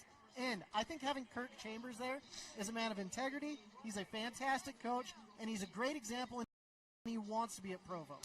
And Coach Barlow, I think we were off camera when we were talking some of the youth that they have. Some of that youth got on the field, including the freshman Beasley. Had to come in when Orchard left the game. He made a couple throws that had some velocity behind him. There is a youth foundation here for Provo they can build on in future years, next year and beyond. Yeah, and I think they'll do well. I'm getting to know Coach Chambers a little bit throughout the season, and I do think he runs a great program. I think he's got his head in the right place, trying to do the right things the right way, and using that youth program to build and bring those kids up, and just instilling confidence. When they're younger, and then when they come into the program, taking that confidence, instilling it, into your high school program, and you can do a lot of good things with that. Yeah, especially in an area that is being built up with a lot of new build and a lot of young families moving in. But, again, we'll talk Ridgeline. Congratulations to the Ridgeline advancing the state championship game. Haven't been there since 2021. Their lone state championship defeated Dixie. They punched their ticket back to the 4A state championship game. That game will be next Thursday. You can catch that right here on KSLSports.com. Jeff, you talked about the resiliency of this group. Anything you expect from them next week? I mean, getting back to a state championship game, do you expect anything different from them, or is it just kind of like, no, this is the Ridgeline team we've seen and expected, and I'm just kind of curious what... I think this is exactly what we expected from Ridgeline, and I don't think that they're going to get too far outside of themselves, but they are now entering an area where this Ridgeline team hasn't been. They haven't been to the finals in a long time, right? I mean, for all the winning that they've done, that journey has stopped in the semifinals for the last few years. So how did they battle that mental, like, hey, there's this mental block of we got to get through the semifinals, Well, you did that, but you're not done yet. You still got one more game. I think there's enough senior leadership that that's not going to be an issue. But that is going to be one thing that I think Coach Cox is concerned about this week, making sure that, hey, this wasn't our goal. Our goal is next week. This was a big, important step, and this is where we faltered in years past. But this is not the end. This is not what we worked all year for. That comes next Thursday. Making sure that you're still working. One more week of all that hard work. You gotta pay that price for one more week, one more game. They played great. They forced turnovers. They really limited Provo. Just looking at some of the final stats now, and when you look at total yardage, 357 for Ridgeline, 260 for Provo. Obviously, the turnovers were a big factor in this game, and the interceptions. I'm just looking for them here. Oh, nope, that's penalties. Sorry, there's a lot of stuff on this sheet. Where is it? It's late. There it is. 4 interceptions thrown by Provo today. That's just too many, right? Ridgeline had the early one, but 4 interceptions. That Ridgeline defense was able to help get extra possessions for their explosive offense, and it turned into good things for the Riverhawks. Ridgeline advances in the 4A state championship. Congratulations to them. They will find out their opponent tomorrow night in our next 4A semi. But before we sign off, I want to apologize because we were kind of tight between our 5A game and our 4A game. We jumped right into it. We did not get a chance to talk to Morgan. So I want to talk a little bit about Coach Barlow and his Morgan Trojans. Usually Morgan is playing this weekend. And I apologize, Coach, if that's like a sore topic right now. But it was one where it's like, we got to get Coach Barlow on here because of what you have done and continued to do at Morgan High School, which has been a 3A power now for years. I mean, just bank semifinal, championship, like that's the standard you've set there at Morgan High School, and you've done a fantastic job of helping build that program to 3A. Give us kind of your insight as to that journey of being the head man at Morgan High School, and kind of not isolated community, but it is kind of separate from, the Kaysville, Layton area. What has it been like to keep that program at such a sustained level in that community of Morgan? I think one of the things that drives our program is expectation. There's a lot of high expectation, with a lot of people. We talked about the youth program with Provo and our youth program. There's high expectations for success and hard work, and there's a lot of dedicated people trying to, prepare kids and get kids ready. I think a strong youth program is one of the things that is vital to success of a program. And then, people are willing to work. The amount of work that kids are willing to put in. We put work in the weight room and off season and things like that, but there are so many kids that put in a lot of work on their own to try to get themselves better. Understanding what the success of a program is, I don't know. I love what I do. I try to get good guys that love what we do and have high standards. And some people think I'm weird and I do weird things, and I'm not normal with some of the my expectations in what we do with our program. But I think consistency, standards, understanding who you are, and continually building. I think that's part of why we've been successful. Well, 3 double-digit win seasons in the last 4 years, so it's clearly working. And again, we talk about that's the standard Ridgeline has right now. Same type of success. Provo's trying to build there and get there, and so everyone's always looking like, hey, what do they do, right? You see successful programs. Doesn't matter which classification.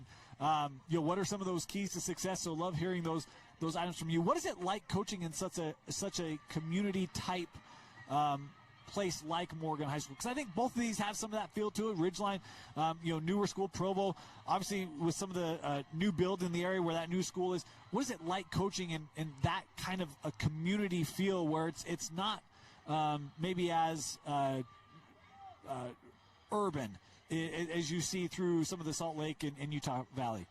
I like it being small. People get mad at us being 3A, think we're huge, and we are one of the bigger 3A schools, but you still have that rural community and that rural feel where the mountains separate us, and we really don't get a lot of kids coming up, and we get kids that leave, but we don't get a lot that come up, and it's nice the tradition and just being part of history. One of the things that we have is we have our tradition and honor legacy award that we give out, and just understanding who we are and where we came from, and just understanding that being part of something bigger than you, it's amazing, and the tradition that Morgan has is awesome. Beat Provo, beat Bountiful, beat Skyview, beat Park City. Those are all 4A teams, 4A, 5A teams in that combination.